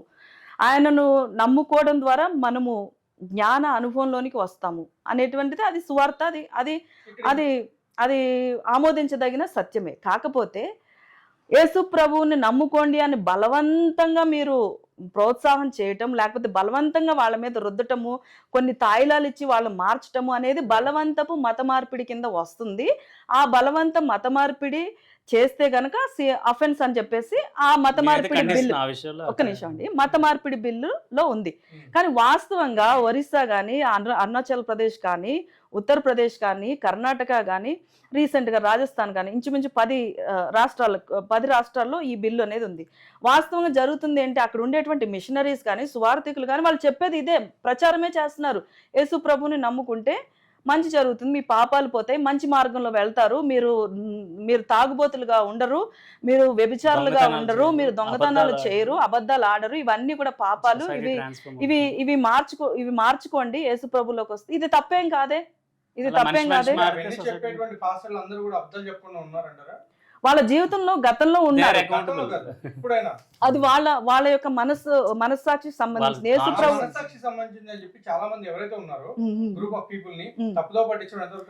మనస్సాక్షి అంటే ఇప్పుడు ఒకటి ఏంటంటే వాళ్ళు చేస్తారా, ఆయన చెప్పేది తప్పు అనేది కొన్ని విషయాలు, కొన్ని సాక్ష్యాలు కూడా తప్పని తెలిసి కూడా ఆయన వాళ్ళందరినీ కూడా ఇదే నిజం క్రెడిటబిలిటీ తగ్గిపోతుంది. ఎప్పుడైనా గమనిస్తుంటే వాళ్ళ చర్చ్ అటెండెన్స్ అపియరెన్స్ ఎప్పుడు క్రెడిటబిలిటీ తగ్గిపోతుంది. ఎప్పుడు కార్యం జరుగుతుంది. ఒక ఫ్రెండ్ వచ్చాడు, నన్ను అడిగాడు, వాడు ఎక్కడో బెంగాల్ నుంచో ఢిల్లీ నుంచి వచ్చాడు. రామ్మోహన్ 5-20 సంవత్సరాల నుంచి ఉన్నావు, ఏ చర్చ్కి వెళ్ళాలని చెప్తే నేను అన్నీ ఆలోచిస్తా కదా, ఏ పాస్టర్ ఎలాంటి వాడు ఏంటి, ఆయన యాటిట్యూడ్ ఏంటి, ఈయన హిందీ పర్సన్ అనుకో, సపోజ్ హిందీ ఉన్న బాగా చెప్పే వాళ్ళు ఎవరున్నారు, అసలు ఆయన టెస్ట్ మోనీ ఏంటి, వాళ్ళ చర్చ్ బ్యాక్గ్రౌండ్ ఏంటి అన్నీ ఆలోచించి నేను ఆయన చెప్తా. లేదా కొన్నాళ్ళు అలా ఉండరా బాబు, అప్పుడే ఏ చర్చ్కి వెళ్ళొద్దు, నేను స్టడీ చేస్తాను. ఎందుకంటే ఐఎమ్ అకౌంటబుల్. ఒక మనిషిని ఒక చర్చ్కి మనం పంపిస్తున్నప్పుడు ఆ చర్చ్ బ్యాక్గ్రౌండ్ అవని, ఆ చర్చ్ యొక్క లీడర్ పర్సనాలిటీ అవని, ఆయన ఎట్లాంటి వ్యక్తిత్వం గల వ్యక్తి, ఇప్పుడు మీరు అన్నట్టు ఆయన మీద ఏమైనా ఎలిగేషన్స్ ఉన్నాయా, ఆయన క్రెడిటబిలిటీ ఏం తగ్గిపోతుందా. చాలా వరకు ఇప్పుడు ఇక్కడ కొన్ని ఏరియాస్లో చిన్న చర్చెస్ క్రెడిటబిలిటీ తగ్గిపోయింది, అటెండెన్స్ కూడా తగ్గిపోయింది. అంటే నేను మీకు చెప్తున్నా, అంటే వాళ్ళ పరిస్థితి ఏంటంటే వాళ్ళు జవాబుదారీగా ఉంటారు, అకౌంటబుల్గా ఉంటారు. నేను ఒక్కటే సూటిగా చెప్తానండి, ఒకటే చెప్తాను సూటిగా. ఇప్పుడు మీరు అంటున్నారు ఒక సువార్త చెప్పేటువంటి బోధకుడు సరిగా ఉండడు కానీ సువార్త చెప్తాడు, మరి అది కరెక్టేనా అని అడుగుతున్నారు మీరు, అంతే కదా. యాక్చువల్గా సువార్త చెప్పే సువార్తికుడు కరెక్ట్గా లేనప్పుడు ఆ వ్యక్తి చెప్పే బోధ ఏదైతే ఉందో అవతల వాడు అంగీకరించడు. చర్చ్ కూడా మారిపోతారు. మీరు ఎప్పుడైనా చూస్తే షిఫ్ట్ ఓవర్ అయిపోతారు, చర్చ్ నుంచి ఇంకొక చర్చ్కి షిఫ్ట్ ఓవర్ అయిపోతుంది. అది కూడా ఒక కారణం. అయితే అంగీకరించడు. ఎక్కడ కన్వర్షన్ జరుగుతుంది, ఎక్కడ అంటే కన్వర్షన్ అని కూడా నేను అనను, ఎక్కడ మానవుని యొక్క హృదయం మార్పు చెందుతుందంటే ఏ సువార్థికుడైతే నిజమైనటువంటి క్రైస్తవ్యాన్ని, క్రీస్తుని అనుసరించేటువంటి వ్యక్తిగా ఉంటాడో, సత్యంలో ఉంటాడో, వెలుగులో ఉంటాడో, ఆయన బోధించినప్పుడు ఖచ్చితంగా అవతలి వ్యక్తి యొక్క హృదయము మారుతుంది. ఎందుకంటే ఆ వ్యక్తిలో ఉండేది క్రీస్తు. సో సువార్థికులు కూడా నేను చెప్పేది ఒకటే, మీరు మీ సాక్ష్యము గనక చెడ్డగా ఉంటే దయచేసి మీరు సువార్త చెప్పొద్దు, సువార్త చెప్పొద్దు. ఎప్పుడైతే మీ సాక్ష్యం కరెక్ట్గా ఉంటుందో అప్పుడే మీరు సువార్త చెప్పండి. చెప్పినప్పుడు ఖచ్చితంగా దేవుడు కార్యం చేస్తాడు. ఆ మనిషి యొక్క జీవితం మార్చబడుతుంది. ఆ వ్యక్తి పాపంలో ఉంటే అతను బయటకు వస్తాడు. ఆ వ్యక్తి డ్రగ్ అడిక్ట్ అయితే ఆ వ్యక్తి డ్రగ్స్ మానుకుంటాడు. ఆ వ్యక్తి వ్యభిచారంలో ఉంటే వ్యభిచారం నుంచి బయటకు వస్తాడు. ఎందుకంటే నీ సత్యమైనటువంటి మాట అతని హృదయాన్ని గుచ్చుతుంది. అతని హృదయంలో మార్పు చెందటానికి ఆ మాట ఉపయోగపడుతుంది. రెండవది ఏంటి అని అంటే, సువార్త చేసేటప్పుడు ప్రతి సువార్థికుడు కూడా యేసు ప్రభు వారు ఏం చెప్పారు అని అంటే, ఆయన సువార్తకు పంపిస్తూ సత్యాన్ని బోధించాలని పంపిస్తూ మీరు ఇద్దరిద్దరుగా ఆయన పంపించారు. సో సువార్త చెప్పేటప్పుడు ఎప్పుడూ కూడా ఒక్కలుగా వెళ్ళటం కంటే కూడా ఇద్దరుగా, జంటగా వెళ్ళటం అనేది అది బైబిల్ ప్రకారంగా కరెక్ట్ స్టాండర్డ్. నువ్వు ఒంటరిగా వెళ్ళి నా ఇష్టానుసారం నేను సువార్త చెప్తాను అని అంటే వాళ్ళ యొక్క టెస్ట్ మనీ, వాళ్ళ యొక్క క్రైస్తవ జీవిత విధానం కరెక్ట్ ఉన్నప్పుడు ఆ వ్యక్తి ఒక్కడిగా వెళ్ళినా, ఇద్దరుగా వెళ్ళినా, గుంపుగా వెళ్ళినా అక్కడ దేవుని యొక్క కార్యం జరుగుతుంది. కానీ అడ్వైజబుల్ ఏంటి అని అంటే, నువ్వే కొత్తగా స్వార్థలోకి వచ్చావు, నువ్వు చెప్పేటప్పుడు నీకంటూ ఒక సపోర్ట్ ఉండాలి. సో ఇద్దరుగా, ముగ్గురుగా వెళ్ళటం అనేది ఎప్పుడు కూడా ఆమోదయోగ్యకరమైనటువంటి స్వార్థ పరిచర్య. అదేనండి నేను అనేదంటే ఏంటి అని అంటే, ఏ క్రైస్తవుడు కూడా హిందూ దేవాలయాల్లోనికి వెళ్ళి హిందూ దేవతల్ని, దేవీ దేవతల్ని దూషించి విగ్రహాలను పగలగొట్టి వాళ్ళ యొక్క సాహిత్యాన్ని చింపి అలా చేయలేదు. కానీ వేరే మతోన్మాదులు కొంతమంది క్రైస్తవ మందిరాల్లోకి వెళ్ళి క్రైస్తవులను దూషిస్తూ వాళ్ళ యొక్క చర్చెస్ని ధ్వంసం చేస్తూ వాళ్ళ యొక్క లిటరేచర్ని, వాళ్ళ సాహిత్యాన్ని, బైబిల్ని చించేస్తూ అలా చేస్తూ ఉండటం అనేది కరెక్ట్ కాదు. ఎందుకంటే క్రైస్తవుని అణిచివేయాలనేటువంటి ఉద్దేశంతో వాళ్ళు చేస్తున్నటువంటి ఈ యొక్క చర్య ఏదైతే ఉందో అది ఖచ్చితంగా ఇప్పుడు కాకపోయినా ఎప్పుడైనా కూడా అది ఒక ఉప్పెనలాగా, ఒక ఉద్యమం లాగా వెళ్తుంది. ఎందుకు అని అంటే, ఎక్కడైతే అణచివేత ఉంటుందో ఆ చోట, ఆ ప్రాంతంలో ఉద్యమం పుడుతుంది, అక్కడి నుంచి ఉద్యమం వెళ్తుంది, అక్కడి నుంచి చరిత్రలో చారిత్రక ఘటనలు జరుగుతాయి. ఫర్ ఎగ్జాంపుల్, మన భారతదేశానికి స్వాతంత్రం వచ్చింది, దానికి మూల కారణం ఏంటంటే భారతీయులు అణచివేయబడడం వలన మాత్రమే ఆ ప్రక్రియ ద్వారా మన దేశానికి స్వాతంత్రం వచ్చింది. రెండోది తెలంగాణ మూమెంట్. తెలంగాణ ఉద్యమం కూడా అణచివేతలో నుంచి పుట్టినటువంటి ఉద్యమం. అణచివేతకు గురైనటువంటి తెలంగాణ ప్రజలు తమకు ఉంటూ సొంత రాష్ట్రం కావాలి అని చెప్పి పోరాడారు. ఆ పోరాడిన ప్రక్రియలోనే ఈరోజు తెలంగాణ ప్రజలు తమకంటూ ఒక స్వంత రాష్ట్రాన్ని సంపాదించుకున్నారు. అలాగే క్రైస్తవులను కూడా ఎంతగా మీరు అణచివేయాలని చూస్తున్నా ఖచ్చితంగా ఇది ఒక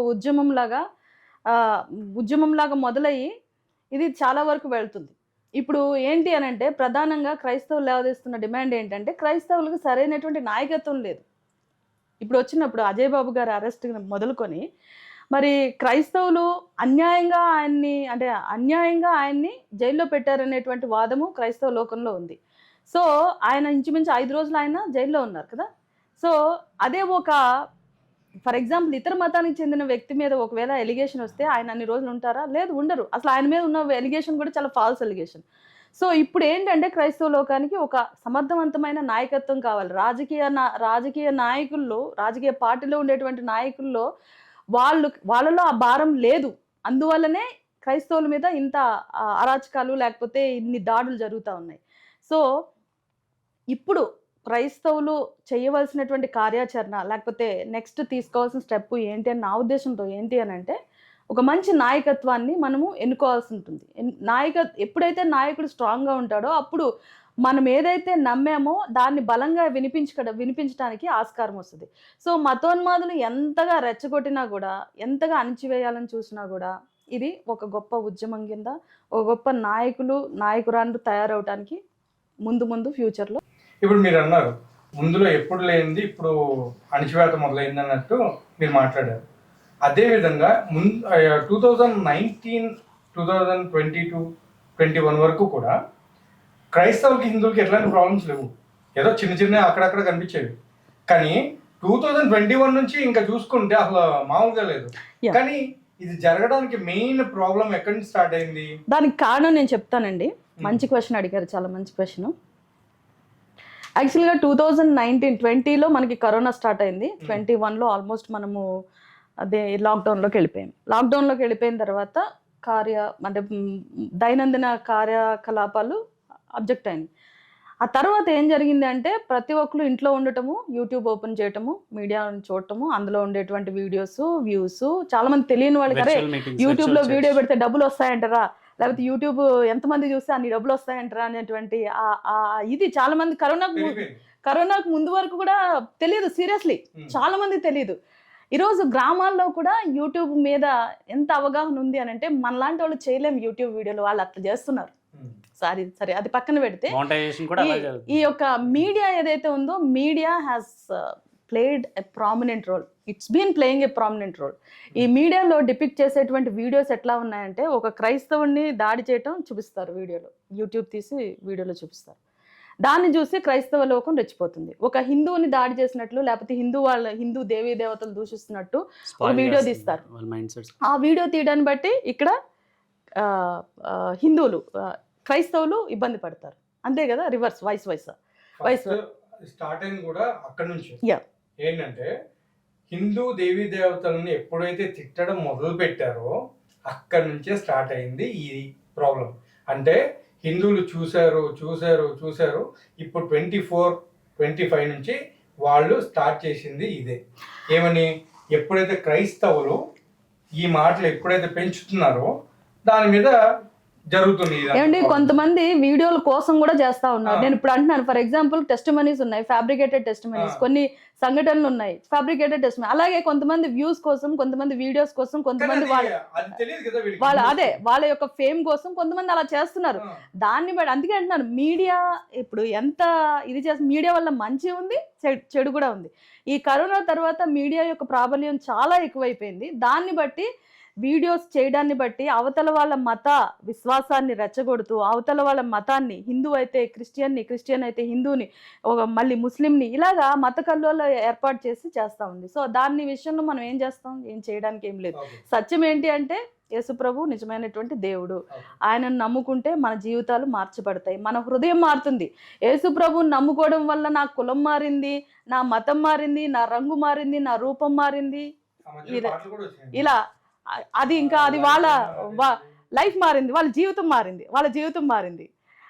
సో అలాగా యేసుప్రభుని నమ్ముకుంటే మారేది ఇదే కన్వర్షన్ అనేది హృదయానికి సంబంధించింది, మనసుకు సంబంధించింది. అంతేగాని వ్యక్తిగత జీవితం అంటే ఒక వ్యక్తి లేకపోతే ఒక సంస్థ లేకపోతే అది కాదు మారటం.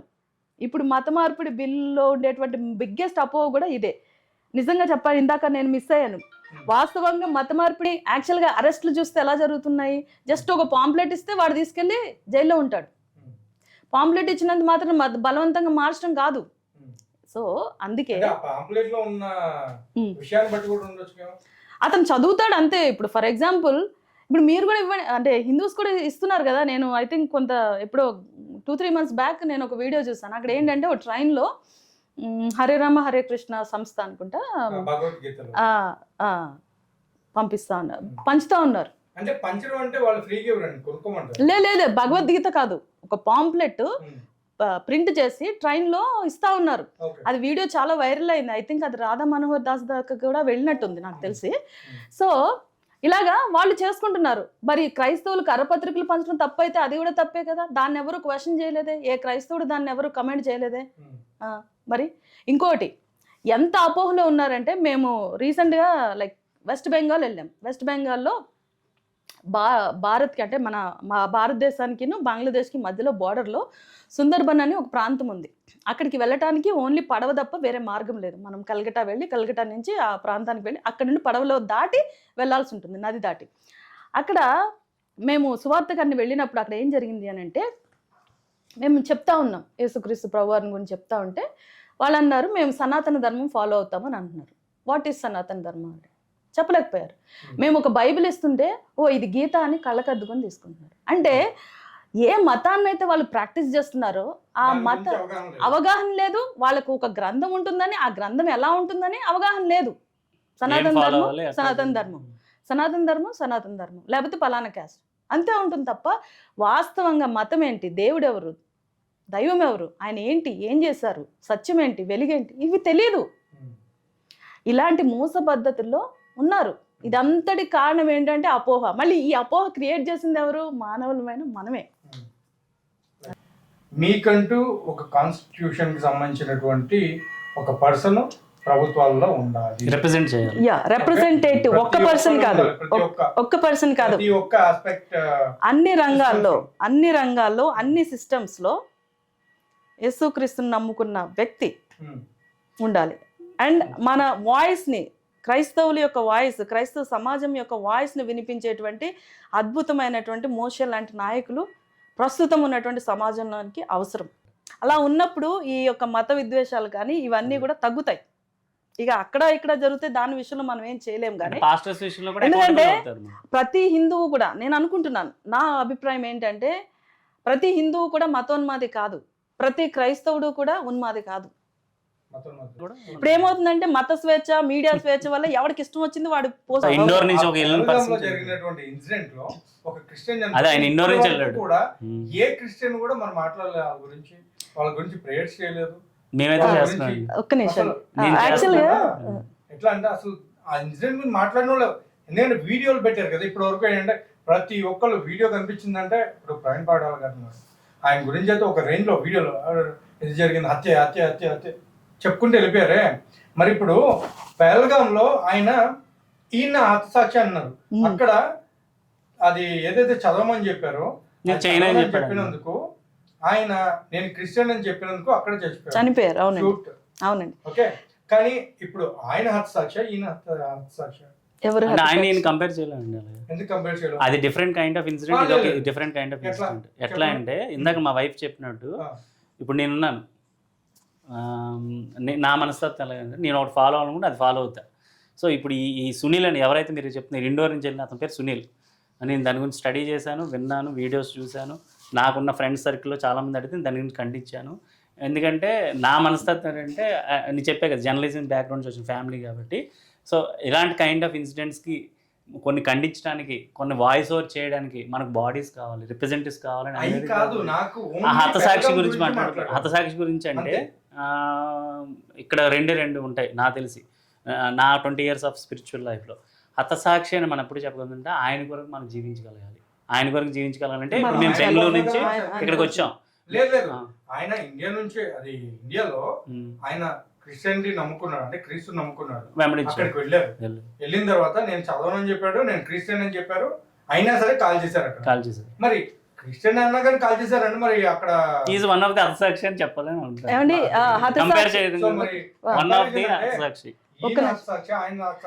హతసాక్షిలో ఒక్క నిమిషం అండి, హతసాక్షిలో మనకి లెవెల్స్, అదే చెప్దాం లేదండి, హతసాక్షిలో లెవెల్స్ అంటూ రకాలంటూ ఉండవండి. ఇప్పుడు బైబిల్ గ్రంథంలో స్టెఫను చనిపోయారు, తర్వాత చాలా మంది చనిపోయారు, వాళ్ళందరూ కూడా హతసాక్షుల కిందే. వాళ్ళు ఎలా చనిపోయారు, ఎందుకు చనిపోయారు అనేది దేవుడి కోసమే వాళ్ళు చనిపోయారు కదా. సో వాళ్ళు ఏ కారణం చేత చనిపోయారు అనేది దేవుని వారు ప్రకటించినందుకు, దేవుని వారు అవలంబించినందుకు వాళ్ళు చనిపోయారు, రైట్? దాన్ని బట్టి వాళ్ళు హతసాక్షులుగా పిలువబడ్డారు. హతసాక్షులు చనిపోయినప్పుడు ఇతను గొప్ప, ఇతను ఇది అదే అంటున్నాను, అది నాయకత్వ లోపం నేను చెప్పేది. ఒక నాయకుడు అనేవాడు అదే బలంగా తన యొక్క వాయిస్ ను వినిపించినప్పుడు ఇట్లాంటి తారతమ్యాలు అనేవి ఉండవు. రెండోది, ఇప్పుడు మీరు మంచిగానే చెప్పారు, ఇప్పుడు ఒక క్రైస్తవుడు కూడా చనిపోయాడని. కానీ వాస్తవంగా లోకల్ గా సమాజంలో అంటే స్థానికంగా ఉండేటువంటి సమాచారం ఏంటంటే పెహల్గామ్ లో హిందూస్ ని చంపేశారు. ఎవరు చంపేశారు? ముస్లిమ్స్ హిందూస్ ని చంపేశారు అనేటువంటి స్లోగన్ కూడా బయటకు వచ్చింది కదా. సో ఇక్కడ ఏంటంటే ఒక ఇన్సిడెంట్ జరిగినప్పుడు ప్రతి దాన్ని కూడా హిందుత్వంతో ముడిపెడుతున్నారు. అందులో క్రైస్తవుడు కూడా చనిపోయాడు. కానీ అతని విషయంలో ఏదో కొద్ది మందికి మాత్రమే తెలిసింది. సరే, ఆ కొద్ది మందికి మాత్రం తెలిసింది. ఆ కొద్ది మంది ఎంతో మందికి ఎందుకు చెప్పలేకపోయారు? ఎంతో మందికి అదే అంటున్నాను, అది నాయకత్వ లోపం. క్రైస్తవులు తమ యొక్క వాయిస్ ని గట్టిగా వినిపించలేనటువంటి అధ్వానమైనటువంటి దౌర్భాగ్యమైనటువంటి పరిస్థితులు ఈరోజు క్రైస్తవ సమాజం ఉంది. అందుకే మాకు క్రైస్తవులను గురించినటువంటి రిప్రజెంటేటివ్స్, నాయకురాండ్రు కావాలి అనేది మేము డిమాండ్ కాదు, మేము ఆకాంక్షిస్తున్నాం, మేము కోరుకుంటున్నాం. అది ఉండాలి. అది ఉన్నప్పుడు ఈ ఇష్యూ హైలైట్ అవుతుంది. అది లేనంత కాలము హిందువులు చనిపోతారు, క్రైస్తవులు చనిపోతారు, కానీ మనకి ఎలివేట్ అయ్యేది హిందువులు మాత్రమే. దాని గురించి అదే మా కార్యాచరణ కూడా. నెక్స్ట్ టైం మళ్ళీ మరొక ఇంటర్వ్యూ చేద్దామండి. ఇప్పుడైతే ప్రస్తుతానికి ఇక్కడితో ఆపాలనుకుంటున్నాను. ఎందుకంటే ఇప్పటివరకు మీరు చెప్పినటువంటి ఇన్సిడెంట్లు, సిచ్యువేషన్స్ నిజంగా చాలా బాగున్నాయి. అదేవిధంగా మంచి జరగాలని నిజంగా కోరుకుంటూ థ్యాంక్ యూ సో మచ్ అండి. థ్యాంక్ యూ అండి. క్రైస్తవులకు నేను ఒకటే చెప్తున్నాను, నిజమైన సువార్థికుడు మంచి టెస్ట్ మనీ కలిగి మీరు సువార్తను ప్రచారం చేయండి. ఒంటరిగా కంటే కూడా జంటగా వెళ్ళి సువార్తను ప్రొక్లెయిమ్ చేయండి. ఎందుకంటే సువార్తను ప్రకటించడం అనేది ప్రతి విశ్వాసికి, ప్రతి క్రైస్తవుని యొక్క బాధ్యత. That's a great commission what Jesus have told us. So ఏదో జరుగుతుంది అని మానేయటం మాత్రం చెయ్యొద్దు. కానీ మీ టెస్ట్ మనీ సరిగ్గా ఉండాలి and take some necessary precautions. అది స్ట్రాంగ్ అంటే ఎవరైతే సువార్త చెప్పడానికి వెళ్తున్నారో వాళ్ళు స్ట్రాంగ్ గా ఉండాలి. Yeah, they have to be strong. దేనికి భయపడొద్దు. నువ్వు ప్రకటించేది సత్యం అన్నప్పుడు దానికి భయపడాల్సిన పని లేదు. మనకు రాజ్యాంగం ఆ హక్కు ఇచ్చింది, చాలా మందికి తెలియదు. కానీ ఈ ఇన్సిడెంట్స్ వల్ల అది కూడా ఒక అందుకు మంచిదే. రాజ్యాంగంలో ఏముంది అనే దాన్ని మనకి తెలిసి దాన్ని ప్రకటించి దాన్ని ఎవరైనా అడ్డుకుంటే దాన్ని చెప్పగలిగేటువంటి స్థితిలో మనము ఈరోజు ఉండాలి. Thank you so very much. Thanks for giving this opportunity and I specially thank Aira media for మాలాంటి సామాన్యులను కూడా పిలిచి మరి మా అభిప్రాయం తెలియచేయడానికి వాళ్ళు ఎంతో కృషి చేశారు. కాబట్టి ఐరా మీడియాకి మేము సర్వదా కృతజ్ఞులు. Thank you so very much.